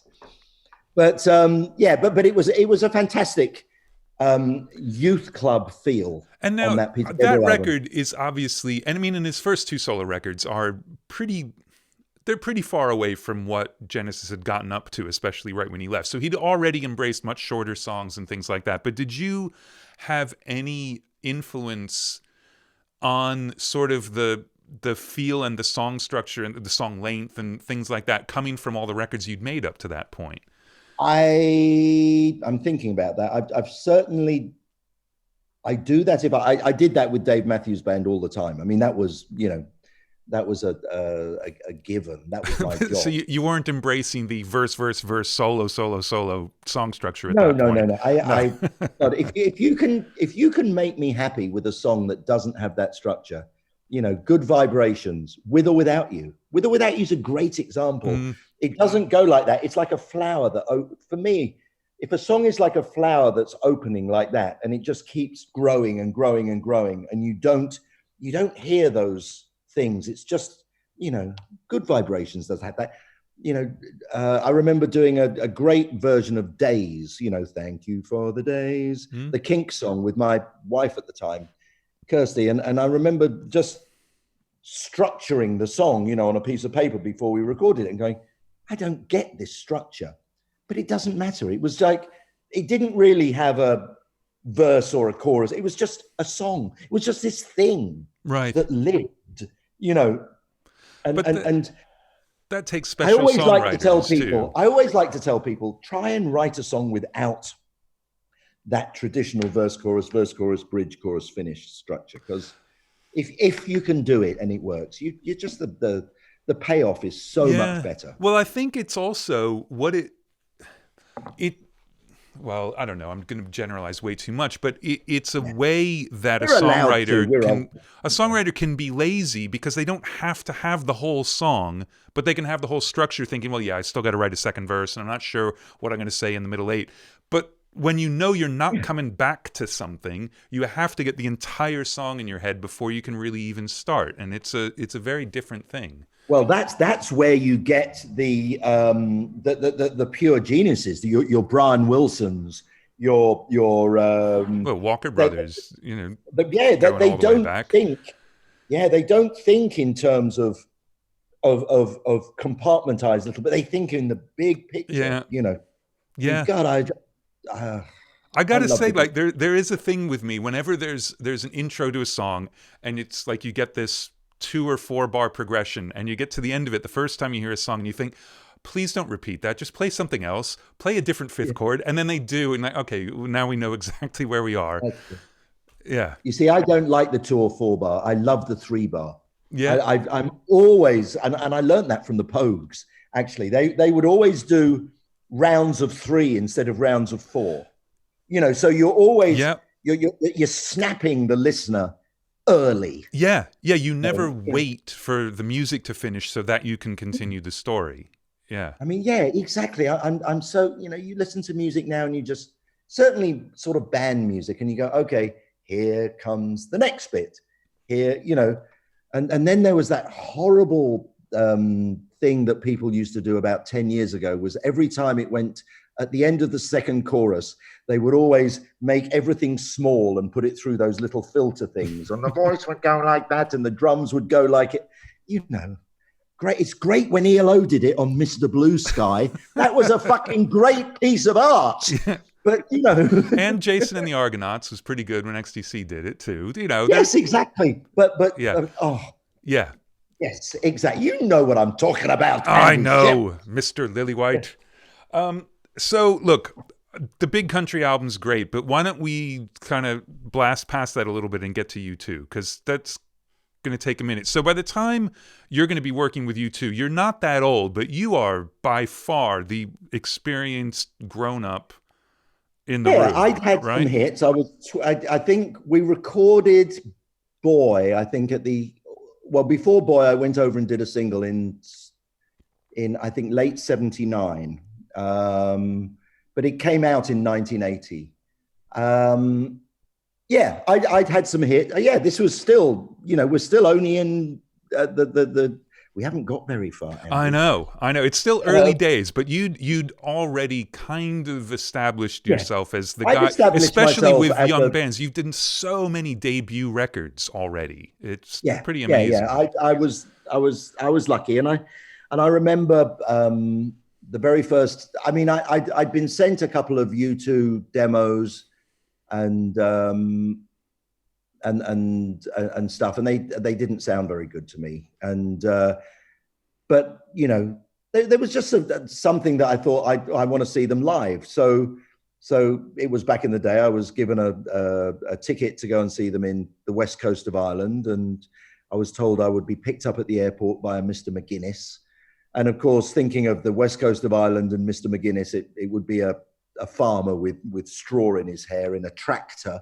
And of course, no, it was a very, very charming man. Hello, Steve. Paul McGuinness here. And he proceeded to drive me about 40 minutes to the gig, where he was just playing me the worst sounding demos I've ever heard on a cassette in his car. But the great thing about Paul McGuinness is that, you know, and you know, one of the worst things in the world as a producer is to have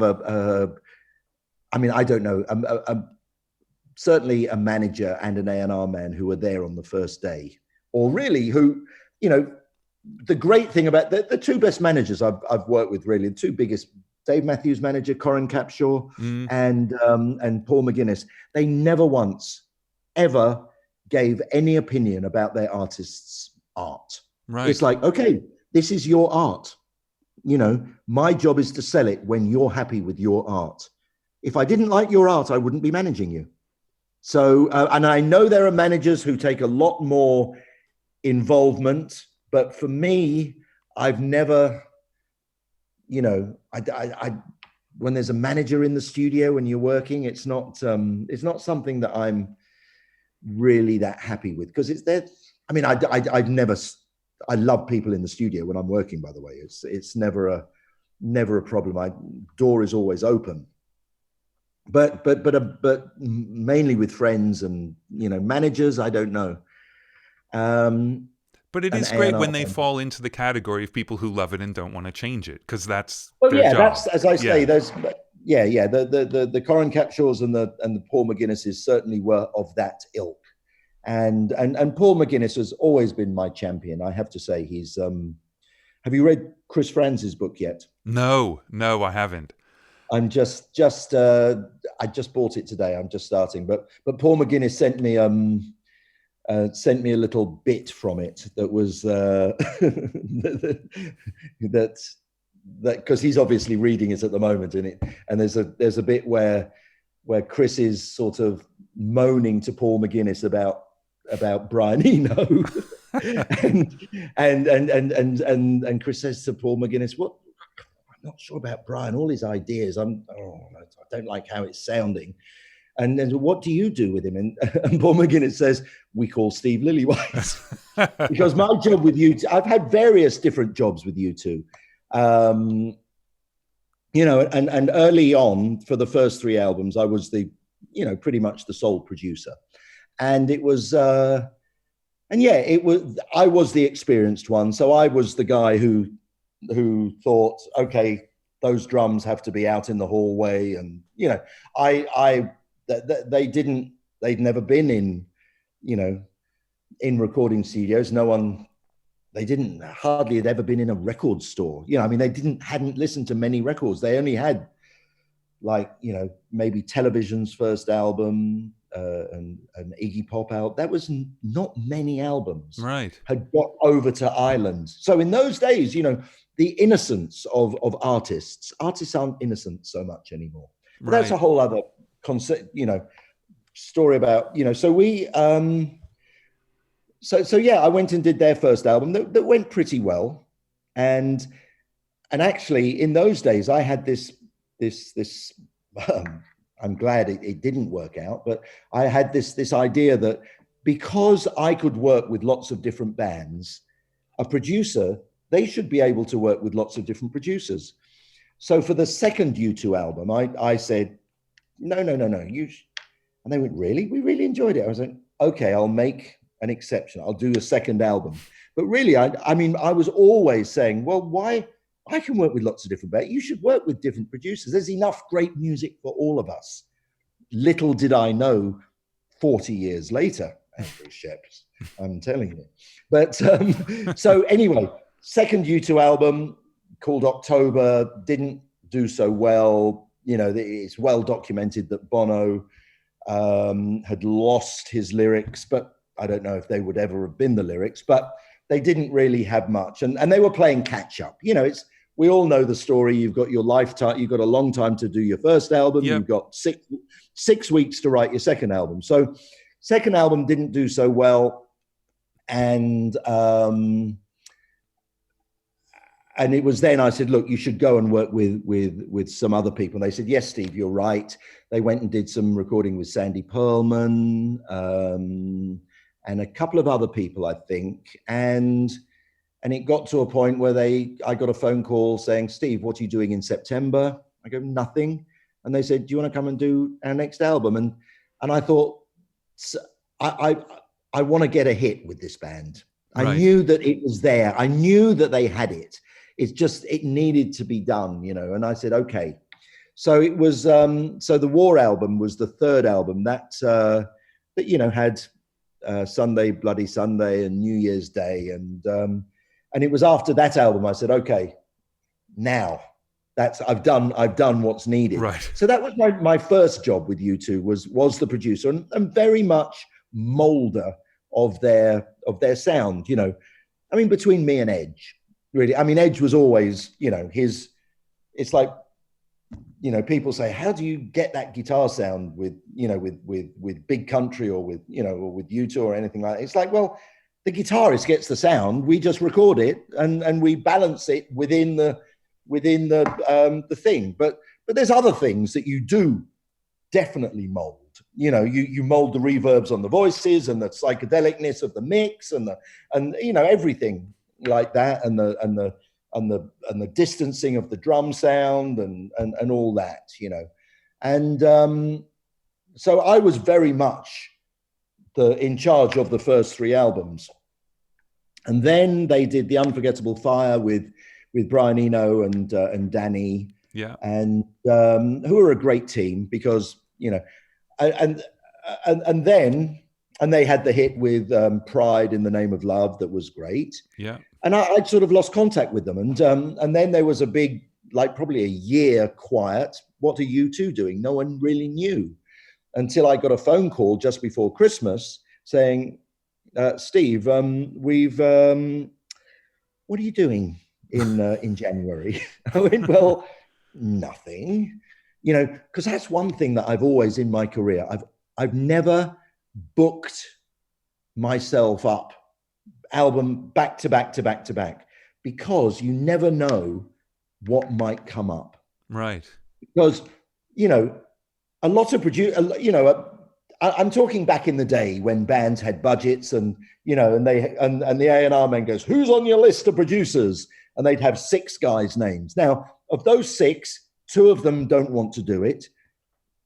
2 of them say, yes, I can do it next year, right. Next March. And me going, I'll do it. I'm there. I'm ready. Right. You know, so I would, because I never, you know, I didn't want to go, I would do back-to-back records, but I never liked to have all that long list, you know. Right. Because that makes it a job almost. It makes it a job. And also you miss out on the great ones, you know. So anyway, I went over to Dublin and basically what Paul McGuinness had said to them, he'd sat down with the band and said, look, you've been a year or more on this album and you don't, and it's not really finished, is it, guys? And, you know, you're a big band, but we need to get on the road because we're paying salaries to all this crew and all this, you know, and he was very black and white. He said, look, when you work with Steve, you did the first album in 2 months, second album, and you never spent more than 3 months on an album. Why don't you get Steve in to come and help you finish it off? So my job then sort of became like a Red Adair, you know, like coming in to save the day or something right. like that. It wasn't really that, but it says mixed by, but that indicates a sense of the mix being the last thing that's done. Right, the finishing. And with U2, sometimes the writing is the last thing that's done, and the mix is the first thing that's done. I mean, I've never known such a crazy recording process as the evolving world of U2. And it really is the most crazy, the most, I mean, as together as they are in their business world and their stage production and everything, they have to have chaos in the studio. You know, the roadies were telling me when they worked with Rick Rubin, and Rick's people came in with tape measures. There was this like, what's all this about? You know? Well, see, now I actually worked on those sessions and we did not bring any tape measures, but I wonder what that was about. Oh, you didn't? Okay, well, maybe it was Sammy being a little bit. Yeah, I don't know. No, it was interesting. It was definitely a what the hell is going on from all sides on that. But I mean, It was the sort of chaos where the song basically is done, and then, and I think it was Adam who said, "Hey, I want to try a bass overdub on the bridge of the song," and so he does one take, and then you look down, and the whole band is playing. You're like, oh, and so you're punching the entire band on the bridge of a song that's finished.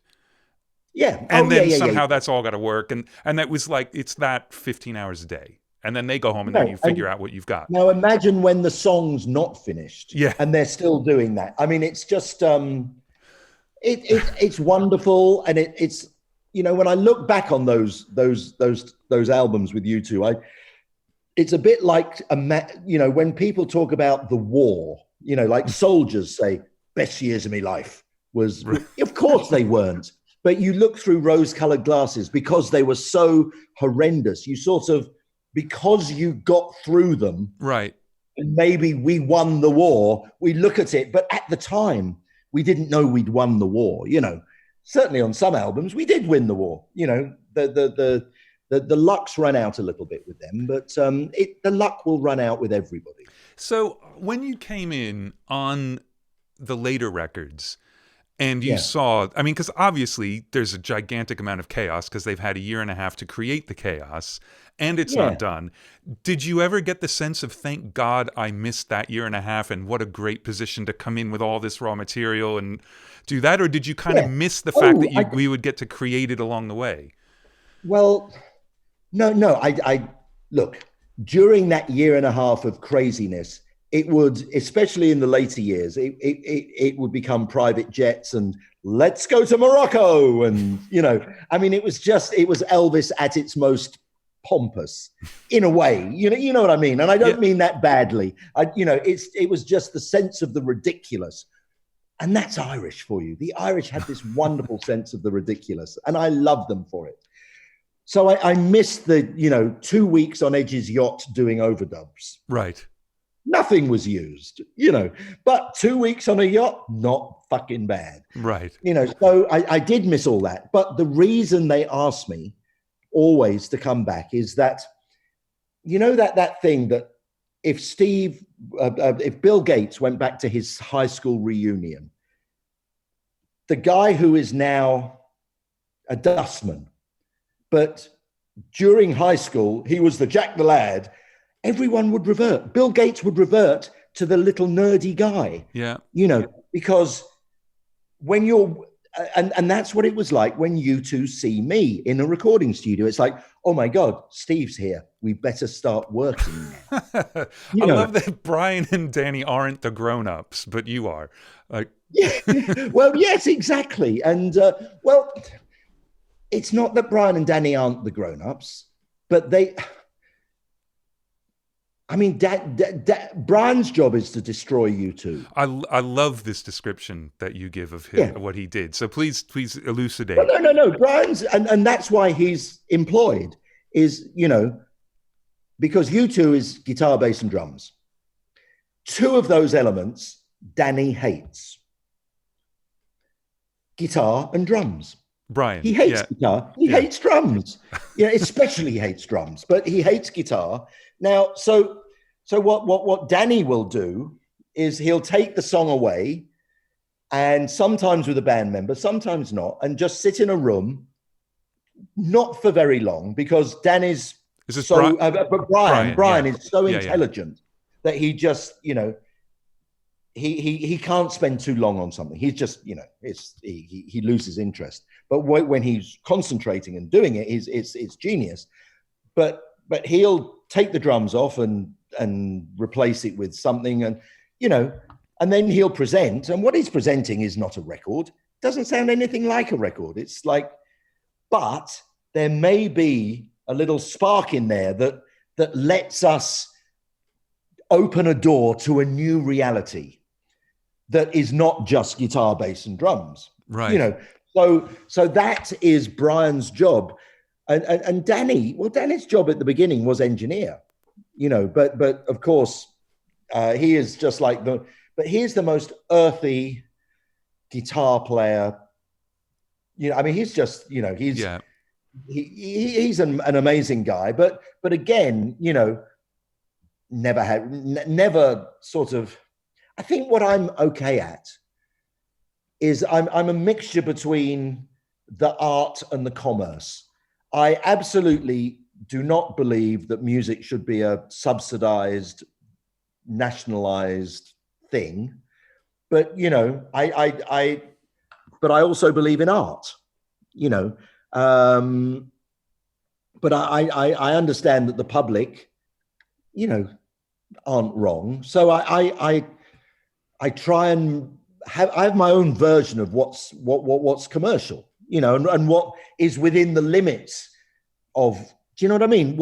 I don't, you know, I don't overtly try and make it for the public to like. And I think that's one of the things record makers in general nowadays do. They don't show their emotions. They every single record is to impress the audience. It's not to show the frailty of the artist necessarily, you know. And when you go back and listen to gentler times of music, you know, you hear some of Joni Mitchell and people like that. There's a lot more frailty to music, you know, and you know, I think Bono, when he does it, when he's not scared of showing his my cat has just brought in a mouse. So oh, fantastic. Can we see it? Well, yeah, you can actually, because I'm going to go get a glove and pick this mouse up and throw it out the window if my cat can keep it. And I'm going to top up my tea. Top up your tea. Hold on. Oh my God. Okay, everyone, he's gone. Let's take over this fucking thing. Quick, he's coming back. Don't say anything. Yeah. Don't say anything. Yeah, come on, Noel. No, he's gone looking for the mouse. No, maybe he'll forget he's doing this. Maybe he'll forget. And then it's just you and me. Just you and me.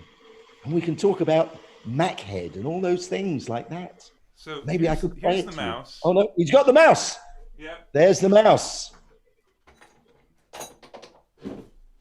And the mouse is outside.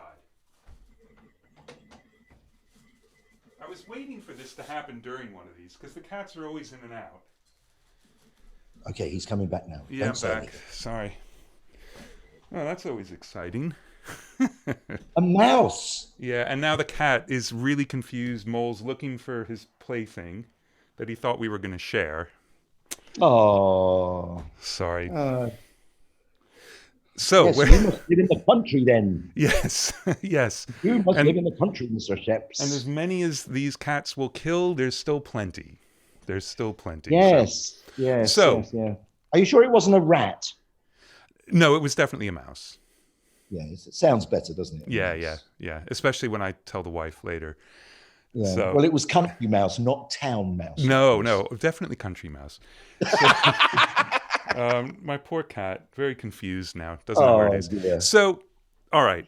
So we were talking about the commerce, the art, and all of that, and bringing that in to you two and your ability to see sort of a little bit, yeah, where a these little should bit go. But I think also, I mean, considering how few records they made without you in the first 10 or 11, it seems as though you were also the one who sort of knew what U2 was in a way. So they're constantly exploding the idea of what U2 is, and you would always bring that back into the, well, okay, I actually see who you are now, and make that happen. That's what. Yeah, I very much was a fan and am a fan, and that's right. I remember saying to Bono once, I said, I know I'm a nice bloke, and I know that we're friends, but you're not stupid. Why do you keep asking me back? And he goes, Steve, one word: clarity. And it's so weird because I don't think I have any clarity at all. But maybe that's why I don't know. I think my head's in the clouds, but I can get extremely locked into something, which is why, as I say earlier, back in my day, I could never do 2 records or even, let alone 4 records at the same time. It was just too much for me, Just doing 1 record was about good enough for my limited brain. Well, but I think it's clarity maybe in your ability to focus on it, but it's also, from what I can tell from listening, and who the hell knows, I'm making this up, but it's also because you wouldn't necessarily say okay, so the Psychedelic Furs record, it is this chaos and there's tons of stuff going on. So you can't necessarily pick out individual things. So it isn't clarity in terms of presenting the individual elements of the song, but it's this clarity of vision of what is actually important. And sometimes the mess is important to get the idea across, because you don't want to focus on the guitar part. You need just this thing rumbling underneath. And it's a feature of a lot of your records, which is, I love it. I mean, I absolutely love it. I might be making this up, but I seem to remember probably 15 years ago, something like that, you did an interview and you said something like, why do people always mix the drums so fucking loud? Why is it always about the drums? And because it's like this idea, and this was a thing back then, if the drums are always super powerful in driving the song, but that takes up a hell of a lot of room where other things could be happening. And so maybe I'm misattributing that, but I've often said that a rookie mistake is to mix the drums too loud and the voice too quiet. Like that's, if you haven't made many records, that is something that you do, because it's like, if you mix the drums loud, they're going to sound a little bit better, because the loudest thing in the mix is going to be the thing that sounds the best. So everyone, so people go, oh, listen to his drum sound. And of course, you mix the voice too quiet because you know the song.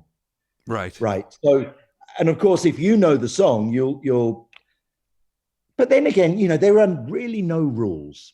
There are no rules because, you look at, the Rolling Stones, they're so many records, you can hardly hear the voice. It's just the feel. It's I don't know. It's that magic. It's that God thing that for me it's the mystical side of what we do, and it's the power of people moving together. I've often thought, when I think of something working in good, everything going well in some ways, it's like a flock of birds when they're all flying and then they all move. Right. Do they all say to each other, 3, 2, 1, go? No, I don't know how they do it, but they do it. And that's how when we're doing something good, it's sort of everyone's moving and there's this good feeling. And I mean, sometimes a bad feeling as well can make for good music. There's but there is this, and I think a good producer, and honestly, is someone who moves the process along. I mean, right. And I'm not blowing my own trumpet, but I remember on the Joshua Tree, so basically what my job became was the guy who was doing the singles, so they gave me With or Without You. And I remember doing a mix of With or Without You and taking a cassette of it up to Paul McGuinness's office, which was right at Windmill Lane. And I'm playing it in his office and he going, Steve, that's the first time anything sounded like a record. And it was like, now, I don't know whether he was doing it to G me up or whatever, but it was like, oh my God, that gave me the sort of, come on, let's go, Right. It was great, it was great. And yeah. And was there, when you came in on that record, was there any even inkling of sort of a reunion with Brian from the Ultravox thing, or had you guys talked in between, or you didn't even see each other? We had never spoken one word to each other. We don't. The funny thing is, you know, Brian Eno is one of the world's greatest brains, and I like tits. You know. Well, now hold on. Are you saying he doesn't like tits? Actually, he does like extremely large ones. Yeah. But that's another. That's another story. That's a different podcast. That's another story. But no, what I'm saying is, but we get on great together, and in fact, when he did this TV show Arena. You know, it's like the flagship arts program on, I think, BBC, and basically he was given an hour to do whatever he wanted. And he didn't want anything to do with music on it, except he wanted one conversation between himself, me, and Malcolm Gladwell. Right. I mean, for fuck's sake, that was... So literally, the three of us walked into... The cameras were ready, and he wanted us just to walk in and start talking. And we did, and it was quite amazing. So, you know, he is... I get on great with him. And you guys must have talked about music. No, it's very uncool to talk about. No, on that show, because I know Malcolm Gladwell's a huge music fan as well. He is, so, and I just saw his thing with Rick, actually. Yeah. He was hanging out with. Oh, here comes your cat again. Yeah, no, still looking for that mouse. Still looking. There's other ones there. Yeah, there are plenty more where that came from. So this is Mole. Everyone, there you go. Hi, Mole. All right. Well, we don't have to dwell on what you talked to Malcolm Gladwell about, but I wonder if there's all, because I know sometimes when you're working on a record that's sort of a little chaotic and it's involved and you're not quite sure exactly where it's headed, that when there are other people who come in who have a sense of something, it can also be this great relief. We're like, oh, you know what? I don't need to think about that bit anymore, and I can focus more on this bit. And so did it really become a collaborative thing, or did you just sort of take some stuff, you'd finish it, and that's the way those records went? It was never really. It was an extra room. I would have my room that I would work with the band. Right. And Brian would only be there 30% of the time anyway. He would fly in and, you know, then be back a few days later. You know, Danny was there all the time. He would be in another studio. Because basically it was like there was a time constraint. If we got Steve in, it would give us double the time because we'd have two studios going, you know. Right. And on Actung Baby, there was Flood as well. So, but no, we would never work in the same room together. No, it was, we would work with the band, but of course then the band would have to be in all places and you'd finish a mix and it was like, they've got to listen to this mix. No, they're in the other studio. Oh God. Right. So it was even more crazy, but you know, we ended up doing well. And then so I did that on Joshua Tree, Actung Baby, All That You Can't Leave Behind, where I pretty much, they gave me the singles to work on. Right. You skipped pop then. I had nothing to do with pop. That was their more dance element. And then, All That You Can't Leave Behind, I came back. That was in 2001 or something. And that was good because we did Beautiful Day and Walk On. And then on the album after that, which was called How to Dismantle an Atomic Bomb, they still didn't want me as the producer. They worked with someone else. And this was the only time that they've had to let a producer go. They've never really had to do that before. They just add second record a little bit, right? I mean, they've done. Well, no, they never did the record. It was. Oh, right. So they would work with Sandy Pearlman, right? You know, but that was only like as a test. It wasn't like we're doing the album, right. It was just as a. You know, this was and they got 18 months in with this other guy, and who is, you know, a lovely guy, produced some of my favorite records. There's no need to say what his name is, but he's done some fantastic things. If he's who I think he is, yeah. But maybe he should have walked sooner. Well, let me ask you a related question, because I'm curious about this. I feel like I love your concept of bands working with other producers, because producers get to work with other bands and you learn and you take things and all that. But at the same time, I feel like there are pairings. Like, I mean, the obvious one is George Martin with the Beatles. I think that's a very obvious one. I think Radiohead, they've tried going elsewhere other than Nigel, and that doesn't really work out, and they come back to Nigel. I feel like there are certain pairings where it's not that the band can't do it without the producer. I'm not making that case at all, but that the producer really is, some people describe the producer as being the temporary band member, but it really is true in certain pairings. And it seems as though you and U2 have that kind of relationship, the same way Brian does with them at this point. Yeah. And I think I did with Dave Matthews Band for a while. I mean, for quite a long time, actually. But no, what you said something just earlier which is absolutely what I believe in. When you said you said when someone else comes in, it's a relief that someone else is doing it. Well, that's what I think, that's what a producer's job is. It enables the artist to be their creative selves and to not worry about certain things, and I mean, I have one of these acquired one of these rules, really, that I would never complain about anything in the studio in front of the artist. Right. Because if I complained about that, like I say, hey, I'm Steve Lillywhite, you're just a little assistant. Why isn't that machine set up?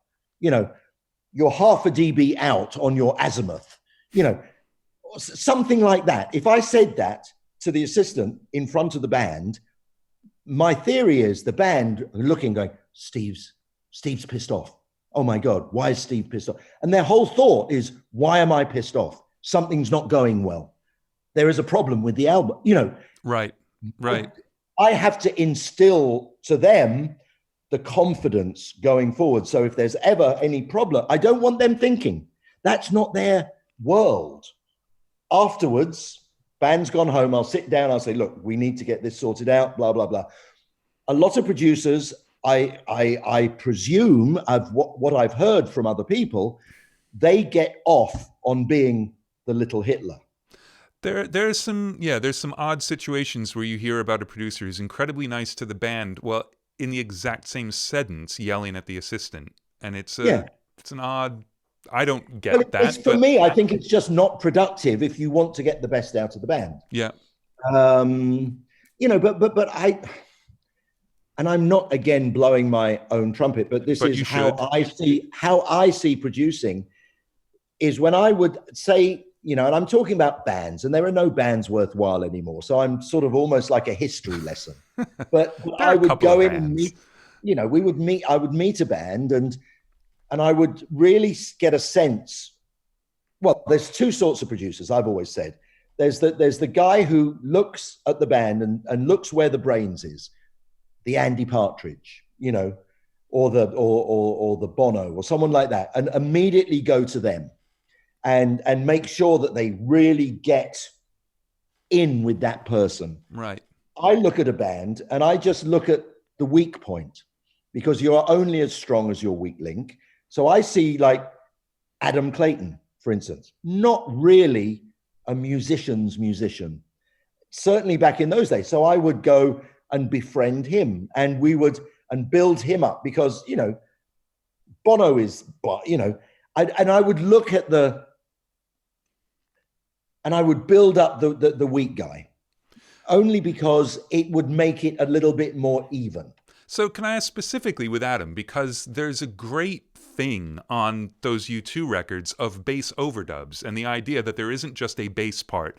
Was that because it was a way of getting him more involved and not just like, we're done with the bass? It was all my idea to do bass overdubs to make it more psychedelic. Right. Because Edge only had one guitar. So I was looking for sounds as much as anything. Right. And Adam, and actually, one of the one of the reasons they were always scared about the Rock and Roll Hall of Fame was that the traditional jam session at the end, you two don't know how to jam. You know, I mean, it wasn't until maybe 15 years into their career that Adam started having bass lessons. Right. And because he didn't know the structure of a 12 bar. And, you know, there was a little bit of arrogance in there. He was sort of quite proud that he didn't, you know, as well. But no, it was very much not a music. And Edge is so musical, but he's not. I don't know if he knows. No, he does know, because he's a great feel piano player, and Bono has sausage fingers. But he's a fantastic attitude when he plays guitar. Yes, he's great. Yeah. But it's Adam really does. He is always thinking about what he's going to add to his bass part, not what someone else might add to it. He's always got the overdub in mind, at least from my limited experience with him. It's something that stayed with him, I think. Yeah. Something that, but you know, you talking about the limitations of art being the thing that is great. I you know, very much early on, you know, you two had to write a song that had a bass part that went boom, boom, boom, boom, boom, boom, boom, boom, boom, boom, boom, like just like that, because that was Adam, you know, and he was great at doing it. But try and get him to do something else like fancy, you know, he couldn't do it. So that was the sort of a bit of the limitation. So that driving thing, which was the only thing he could do, allowed Edge maybe to do his single note stuff, because there was no need for Edge to do power chords, because it was coming from the bass. Yeah. And again, it's a real punk bass line too. Yeah. His attitude. Yeah. All right. So this is not the smoothest transition world, but it does involve another band that did quite a bit of work with Brian and things. I'd love to hear a little bit about Talking Heads. We're jumping ahead a little bit. Oh, right. Okay. No, we can talk. Get out of your little box, Andrew Scheps. It doesn't have to be so chronological. Well, it doesn't have to be. It helps me. That's all. I know. But I think it's really neat. I bet you used to write really neat track sheets. Oh God, no. Oh, worst handwriting in the world. If I should have been a doctor, because you couldn't read a thing. You could not read a thing. It was always my downfall as an assistant. We'd go look at the track sheet the next day and have no idea what I'd written. Right. Yeah. Well, I'm left-handed. Me too. Yeah. So I'd be smudging it as I wrote. Oh, you left-handed as well? Oh, yeah. Yeah. Well, there you go. You see, you're using your left hand, as am I. Cheers to the left-orian. Cheers to the devil-handed people. I know. My dad, I mean, you know, and this is not that long ago, actually was forced to write right-handed in school. And this is in New York. Yes. New York in the 40s and 50s. So it's, I met a person with one hand, and he was actually, his right hand was gone, but he was still right-handed. From birth, he was right-handed, even though he didn't have a right hand. You know, he had, it was weird. Anyway, that's a whole. Wow. Yes. So it's, I don't know, left brain, you know, we've all been told about this left brain, right brain thing, but I don't know if that's pseudoscience or not. I've also read that no one really knows that stuff. No, I mean, there are things on lobes that they know do stuff, but it isn't proven that if you use your left hand, you're more creative. I mean, that's... No, exactly. It just means you've used your left hand, basically. So... And I use my... I didn't ask what you used it for. It doesn't matter if you like tits or not. So, back to the Talking Heads. Let's get to the Talking Heads, because we've mentioned Chris Franz, we've talked about Brian. So let's get to a little bit of Talking Heads, how that happened and what that was like. It was wonderful. This was, you know, big budget. Let's record in Paris. Apartments for everyone. Took my wife over. Young baby. Beautiful, wonderful time. And basically, it was the band. Up until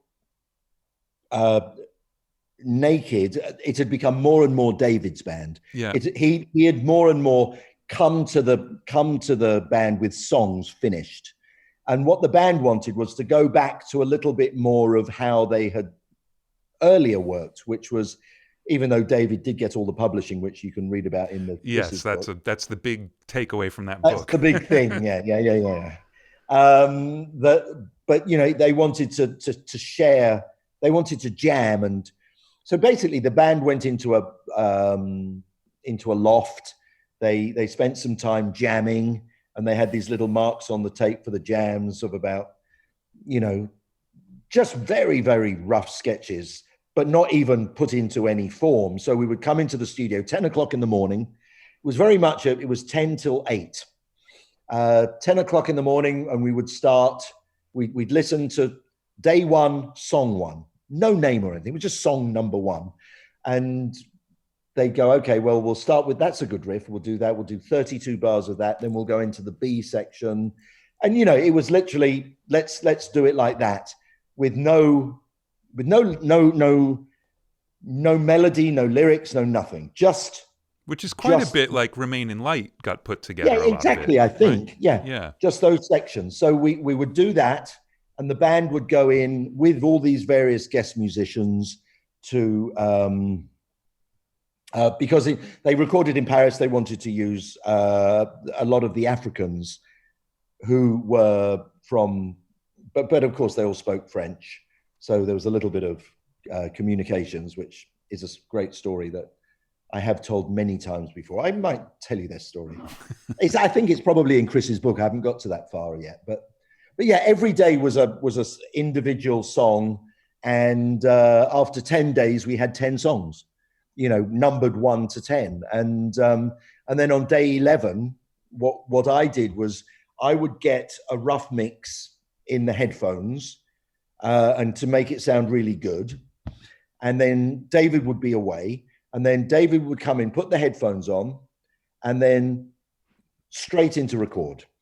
And he would just, what you gonna play today? Don't know what I meant to say in the circus, or whatever. Right. And he would do, and 3 takes for each song. Then he would, and then that was it. Then he would take a copy of each of the 3. So he had like probably 30, 10 songs, 3 vocal performances with different melodies, different everything. He would then go back and basically make words up out of the scat that he had done. Did not have to make any sense. Now, you've worked with 2 sorts of singers, the singer who comes in with the lyrics and the singer who goes, and then eventually becomes lyrics, right? David Byrne, Bono, and Dave Matthews all do it that way. The thing about David Byrne, and he really doesn't put himself through so much angst, is that he doesn't have to make it into any sense whatsoever. Right. For him, it just is this flow of sonics, and quite rightly so. I've always said to singers, if I'm working on that, I said, look, you're going to be doing lots of interviews, and journalists always say, what's this song about? They always want to know.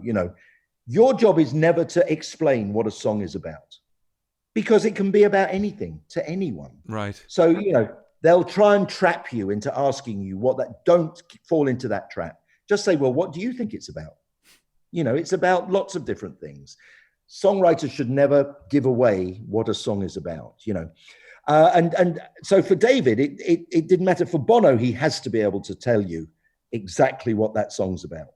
So he will pontificate over the word of he or him. It can be a very, very, the actual singing for Bono is very easy. It doesn't take him any time. He sings a song in real time, because he's a great singer. But knowing what he's going to sing is the problem. So David, it didn't really matter as far as I was concerned. It didn't, So he did this, and it was good. I mean, Nothing But Flowers. I think it's a great song, and it worked out well. And yeah, it's and I will tell you that little story, which will be in my book, and also in my stand-up routine. I do a stand-up thing now. Wow. Which I'm waiting for COVID to go. No, this is the thing. It's called Big Ears, and it's a 2-hour show, and it's basically my life story with sort of what I'm talking to you now. But I have 20 pieces of music or collages of bits and pieces of what I've done, and interspersed with stories. Right. And it's all pretty much scripted, and I worked it all out. I did one show in Jakarta, which was great, and then COVID came. Right. And my plan was to take it around the world, and I still, it's going to be a year late now, but I still have a plan to do that. But anyway, on the Talking Heads, so we had different musicians every day. So the idea was all African musicians, and we were very excited. One day we were told there was this guitarist coming, the best guitarist in Paris. So 10 o'clock start, as I told you, this is true. At 5 to 10, black guy walks in. We all like, hi. He goes, hello. We go, guitar? He goes, guitar. Yes. Doesn't have a guitar. We go, whoa, he's a real, bohemian. Doesn't even bring his own guitar. He's that good, right? So we sit him down, and the band start playing, and he starts playing this riff. It's on the very first song of the album called Blind, that has 32 bars of only one riff. And he's playing this sort of African-y riff, and the band are playing at 20 past 10. The door opens, guy with a guitar on his back walks in and goes, hi guys, sorry I'm late. And we go, who is he? And it was a messenger. It was a messenger boy who was basically had come to deliver us a cassette of yet another instrumentalist for us to use. And of course, being white and middle class, we of course had to tell the really good guy to leave, and we kept the messenger guy. And I would love to tell you that it turned out well, but he became quite arrogant, because when the chord change came, he kept playing the same thing. And instead of, and we would try to tell him, you must change. He said, no, you change. It sort of became a little bit, it wasn't so great. Anyway, that's, so on the song Blind. So we never used it, but it was great. And it was just a language problem. But we never did get to use the really hot session guitar. You never had him back? No, because that was the end of our 2 weeks. That was like our last song. It was literally the last song we cut. Wow. And you didn't think like, oh, he could hang out in the lounge and then we'll get rid of this guy, and like it just... No, because at that point the guy was playing this sort of African-y, I don't know, it was more the fact that we were we were white and middle class. Yeah. It was. Wow. That's amazing. I love that. All right. There's so many things. I mean, obviously there's the Simple Minds stuff. There a bunch of records with Morrissey. So lots of records. We should talk about Morrissey a little bit, because I mean, you mixed one Smiths track. Was that just can we get Mr. Steve Lillywhite to do a single mix of something? Like, how did that come about? Okay, so I'll tell you what. Before I knew Morrissey, I was married to a great girl singer called Kirsty MacColl, who was killed in a boating accident on the 18th of December 2000. And she and Johnny Marr were kindred spirits, very much so. And they were friends. And Johnny played on Kirsty's album and did some co-writing with Kirsty, and they were great friends. I was not part of the Morrissey. At this point, the Smiths were still together. because I remember Johnny coming round playing some Smiths mixes to me. But it was only, I can't, but anyway, I eventually got, and this was so Morrissey. I'd not met him, and I had a phone call planned with him. This was not the days of text, it was to have a communication with someone was a time that was set up, and set up for me to speak to Morrissey. And one of the things that I wanted to say to him was, the engineer that I'd chosen, because he'd booked the studio at Hook End, down at, wherever Hook End used to be, where Farm is now. It's still the same studio. Yeah, well, it's abandoned now. It's there's some amazing pictures of it. It's been abandoned for years and years since Trevor sold it. Stayed open for about a year, and then now it's like got vines growing up the stairs. Yeah, Trevor sold it, did he? Well, obviously he didn't really, after what happened, probably not the best. Not the best place to be, So I'm on the phone to Morrissey, and I say, okay, I've chosen the engineer, and I start, my good friend Chris Dickey, and I start talking to Morrissey about his credits and what he's done, and he goes, Steve, stop it. So what? He says, I have one question. Does he have long hair? I went, no. He goes, good, that's fine, goodbye. Wow. So, that sort of sums up Morrissey very much. He's very much into the aesthetic, and I felt very proud that I got some. I mean, his version of Moon River, which we just did on so cheaply and did at my little home studio, is fantastic. I mean, it's like 7 minutes long, and it's so psychedelic. It's great. I've been listening to it a lot, and I don't like to listen to things I've done, but it's great. And his vocal on it. I mean, Moon River is such a beautiful song anyway. Yeah. But yeah, he look, we're all looking for artists who are different from the norm. And I think probably Morrissey is not a musician. He doesn't think in terms of structure at all. He would not know the difference between an A and an E chord. He doesn't know anything. He doesn't want to know about that.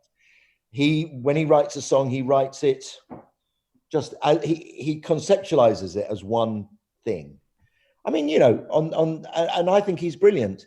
He's a thief, and he's a scallywag, and he steals his lyrics, and he doesn't pay his royalties, and the Smiths were never even a band, even though they sold themselves as a band.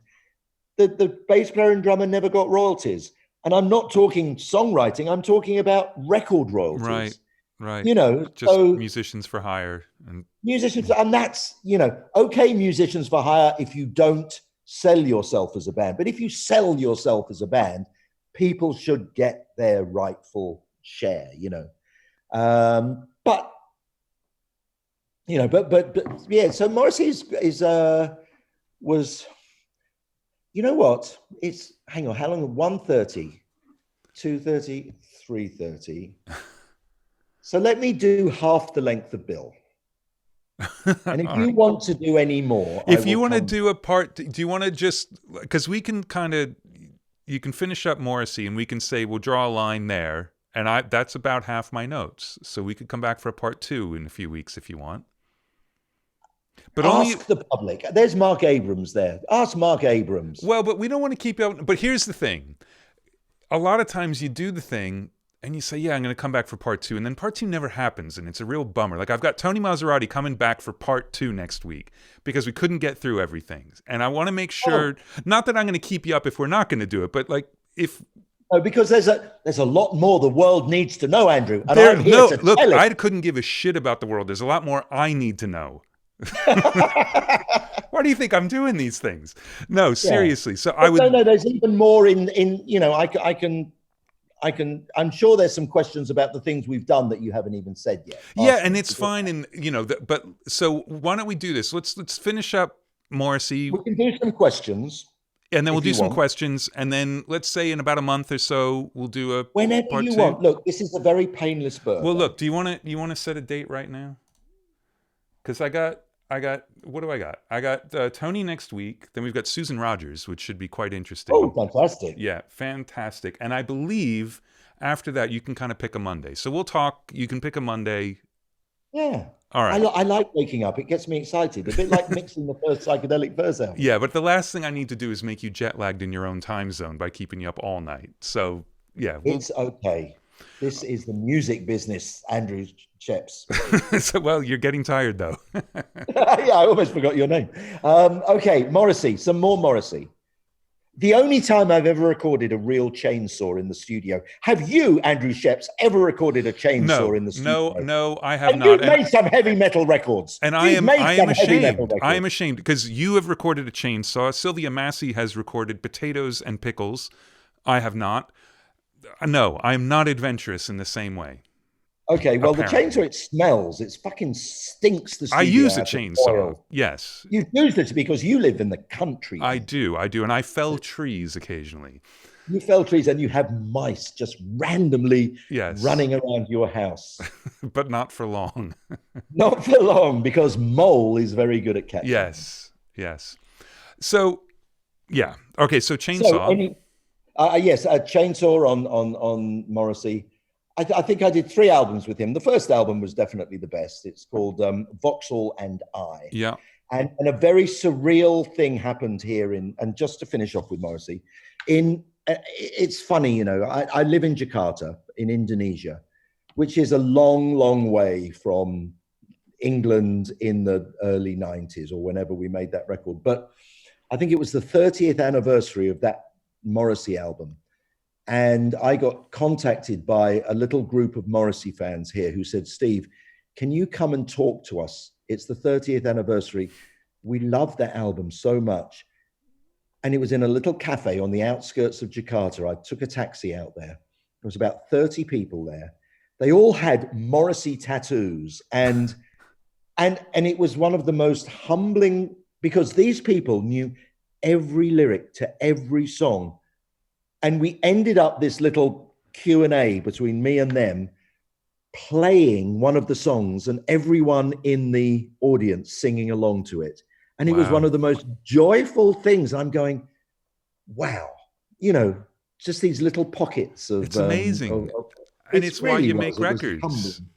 It was good. Yeah, it was okay. Yeah. It was fun. Nice and lush. Yeah. But yes, he was a scallywag, but you know, he's great. Anyway, yes. So I'm started. The coffee is starting to. Yeah, enough said. Let's get Mark in here. We'll get a couple of questions, and then look. You are trying to shame me, Andrew. No. I'm not doing it all in this one go, and then you told me fucking Tony Ferrari next week. Yeah, Tony Ferrari, exactly. And I'm going to tell him that you called him Tony Ferrari, and he's probably going to change his name because that's awesome. No. Give me a Maserati ahead of Ferrari. Yeah, exactly. No. I'm not a car person. No. But I would love to do a part 2 with you. So we'll do that. Great. I think there's more to be said if you don't mind. Yeah. And if you don't mind, that would be amazing.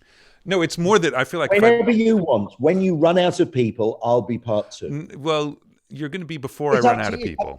All right. Come on, Mark Abrams, open up your face. He's coming. We've taken him unawares. He might have like slipped off to the bathroom or something. Yeah. Oh, and also I've only got a few percent. I haven't. Oh, he hasn't. Here he is. Hello. It's Mark. Hello there. All right. We at least made it to the late 80s. And maybe we scooted into the 90s a little bit, but we scooted into, because I need to tell you more about Walk On and how that came about, the U2 song. Yes. When we got to go back to the Pogues, because we only mentioned them, and I think that the genius that is the Pogues needs to be investigated. Oh, we need to tell people how great the Pogues were. Yeah. All right. Okay. So you have any nice, gentle bedtime questions, Mark? Yes. All right. So our first question is from Sam. And Sam says, we're 20 years on from Guster's Lost and Gone Forever. Oh my And God. one of the more notable things the guys talk about from the recording that album was your recommendation to mic up a typewriter to use for the percussion hit in Barrel of the Gun. Any other less known recording hacks that may have seemed silly at the time, then went on to be a success? It was in the middle part, and you can hear it as well. That was the good thing. It was great. It was part of the percussion sound. I also used a typewriter on a Pogue song called Down All the Days, but that was more of wasn't in rhythm. But this was actually using the old-fashioned typewriter in rhythm. And as I say, it was a great album, and I was very proud of those boys. And I was proud of how we ended up with with an album that didn't have a natural drum kit. So it was good. Yeah. Very good band. I love your hair, Mark. Thanks. Damn. It's my quarantine hair. And that winning smile. Yeah. He's young. We'll break him. Don't worry. Fuck it. Yes. All right. So next question is from Mike E. And Mike says, the 3 Dave Matthews Band albums, well, maybe 4, that you did have somewhat varied acoustic guitar sounds. No, which 4, of those sounds were you happy with? 5. What's that? It was 4, maybe 5, because there was another album called Away from the World later on that wasn't quite so successful as the first 3. But anyway, say about the guitar sounds, yes? Yeah, so which of the sounds were you happiest with? And how did you capture the acoustic sounds that you were happiest with? Oh, okay. Well, okay. The first album, I wanted to keep it very much just acoustic guitars. So I got a guy called Tim Reynolds, who was not part. Tim Reynolds was always going to come in to work with the band for overdubs. And I said, no, I need to bolster up the main acoustic sound from the very beginning. So I wanted Tim there from the very beginning. So Tim came in because I wanted the acoustics to be left and right, but I didn't want double tracked, because I wanted 2 sort of elements of the acoustic guitar. So I got Tim in. So I've got, and I think it even says on the credits of Under the Table and Dreaming, Dave left guitar, Tim right guitar. I can't remember exactly, but I've got the 2 acoustic just mic'd up acoustically. And that was it. There was nothing electric on that album whatsoever, except for the bass and some little bass overdubs and stuff with some reverbs and stuff like that. And some electric violin. The second album, called Crash, I wanted it more muscular, but I still wanted the acoustics. So we kept the acoustics, but mic'd the acoustics through some amps. So I could feed in a little bit more electric sound, but without it sounding like an electric guitar. And it was on the third album I did that I thought, okay, Dave would play acoustic and Tim would overdub electric. Because it seemed to me that the special thing about Dave Matthews Band was how great they were without an electric guitar. So my job was to capture the greatness of what they were without adding things that were not part of what they were. Right. Like an electric guitar, which is always going to put it into the ordinary. So as you pushed the acoustics, though, from the first to the second to the third, did you have this like technology driving the art thing? Did the drums need to step up in a way as well, or did they manage to just do what they did? Yeah. Well, on the first album, I absolutely, in terms of I comped a lot. My job was comping, because the band would just play and play and play and play and play, and I would comp. And I would comp a lot of the times for the drum fills. And I kept the first album, the drum fills, very, very, I never wanted to say to him, Carter, don't play fancy drum fills. I wanted him to be himself. I didn't want to say, keep it, be yourself. But when it came to the comping, I would comp things that kept it a little bit more simple. Right. For the second album, I showed him more as the drummer, with a little bit more. And you're right. It had to be. I mean, the thing with Carter is that he tunes his snare drum up so high because he gets the bounce, and that's how he can be so fast. but it's not, that ding, that's not a great sound if you want to kick, like a thicker sound. So, but yeah, that was the history of the guitar sound, really. And also on the third album, I wanted to do more, just experiment with lots of guests and things like that. So we had a string quartet and, the fantastic Chapman stick, and And had they? But we could do a whole Dave Matthews part. Well, we can, but we haven't can do even that. Mentioned them. We could do it right. Well, no, we hadn't gotten there yet. No, we can't do it now. All right. Well, I just want one more in the morning for me. All right. One just small question about the evolution of the band, though, because obviously before the first record, I mean, they were not playing big gigs. These are local guys hanging out, musicians. Yeah. First album, pretty successful. Second Yeah. album, fucking huge. I mean, the song Crash, gigantic. It was their biggest one, Crash. So did they come back playing differently from having played gigantic venues with big PAs, or were they still basically the band? Well, what was great is that they had so many songs. The song Crash Into Me was written for the second album. But a lot of the second album was still songs that they'd already gigged in. Oh, right. So it wasn't the second album thing. Because they had done gigs and gigs, and they'd really built up this solid. I mean, when I went to see them before recording the first album, it was to a pretty packed Irving Plaza. So, right. that was pretty good, Yeah. And again, one of the reasons I loved the band was that I saw not just a band, I saw a movement of people who thought it was cool to go. And again, it was so different for me from my punk upbringing, because here was a band who would spend the first 20 minutes just getting the groove, and I realized that the crowd were there and they would be talking and then occasionally dip into the music and out again, dip into whenever they wanted. It was more the scene.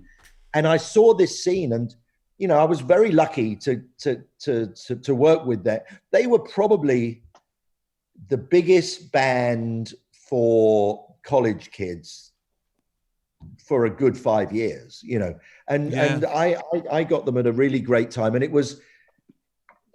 really was. I did pretty much everything with them. They would do the playing, and I would just. And jamming, and still to this day, I'm the only producer who could ever get a fucking tune out of that violin player. That was Boyd Tinsley.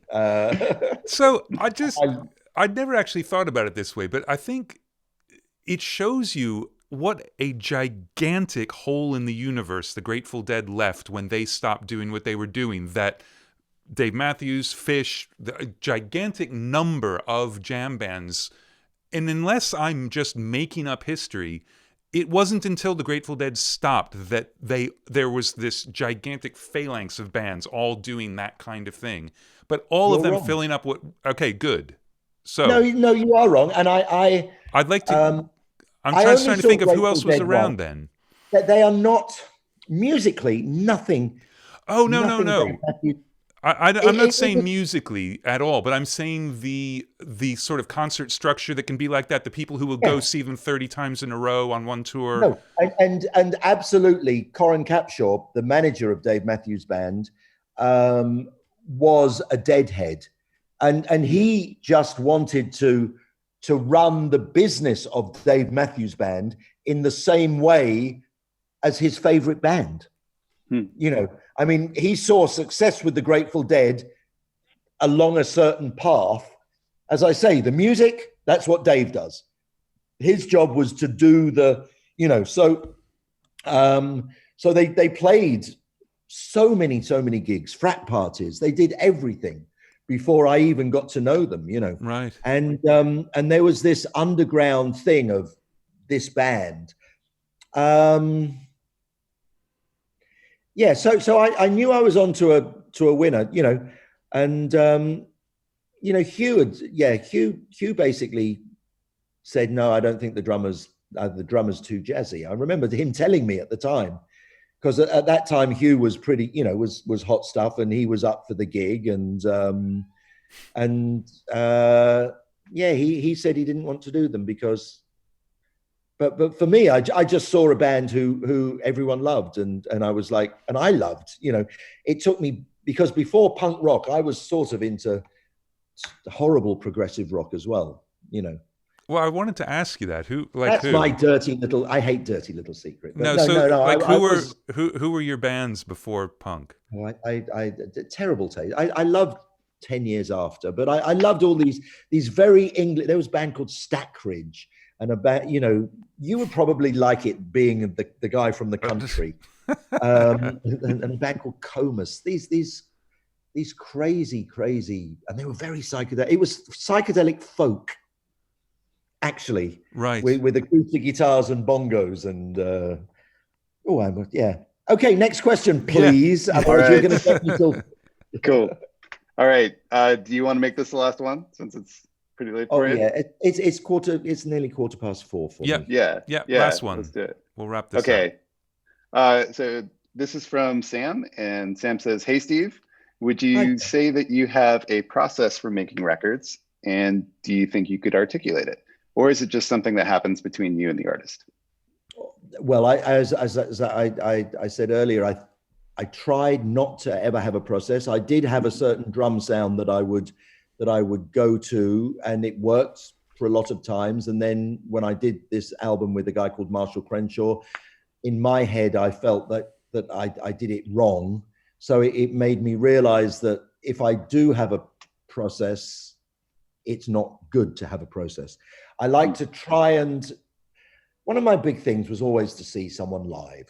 If I could see someone, I don't need to listen to their last album, because I don't know how that was made. Yeah. I don't know but if I see someone live, I'm seeing them not thinking. And 90% of my job is not 90%, I don't know. Part of my job is to somehow allow people to not think about this being the most important thing in their life. Is to allow them to be creative, and I guide them through that creation. I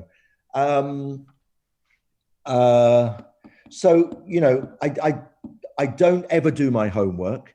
It's funny, when you talked about Peter Gabriel's first 2 albums, I don't think I've listened to them. I certainly never listened to the Rolling Stones.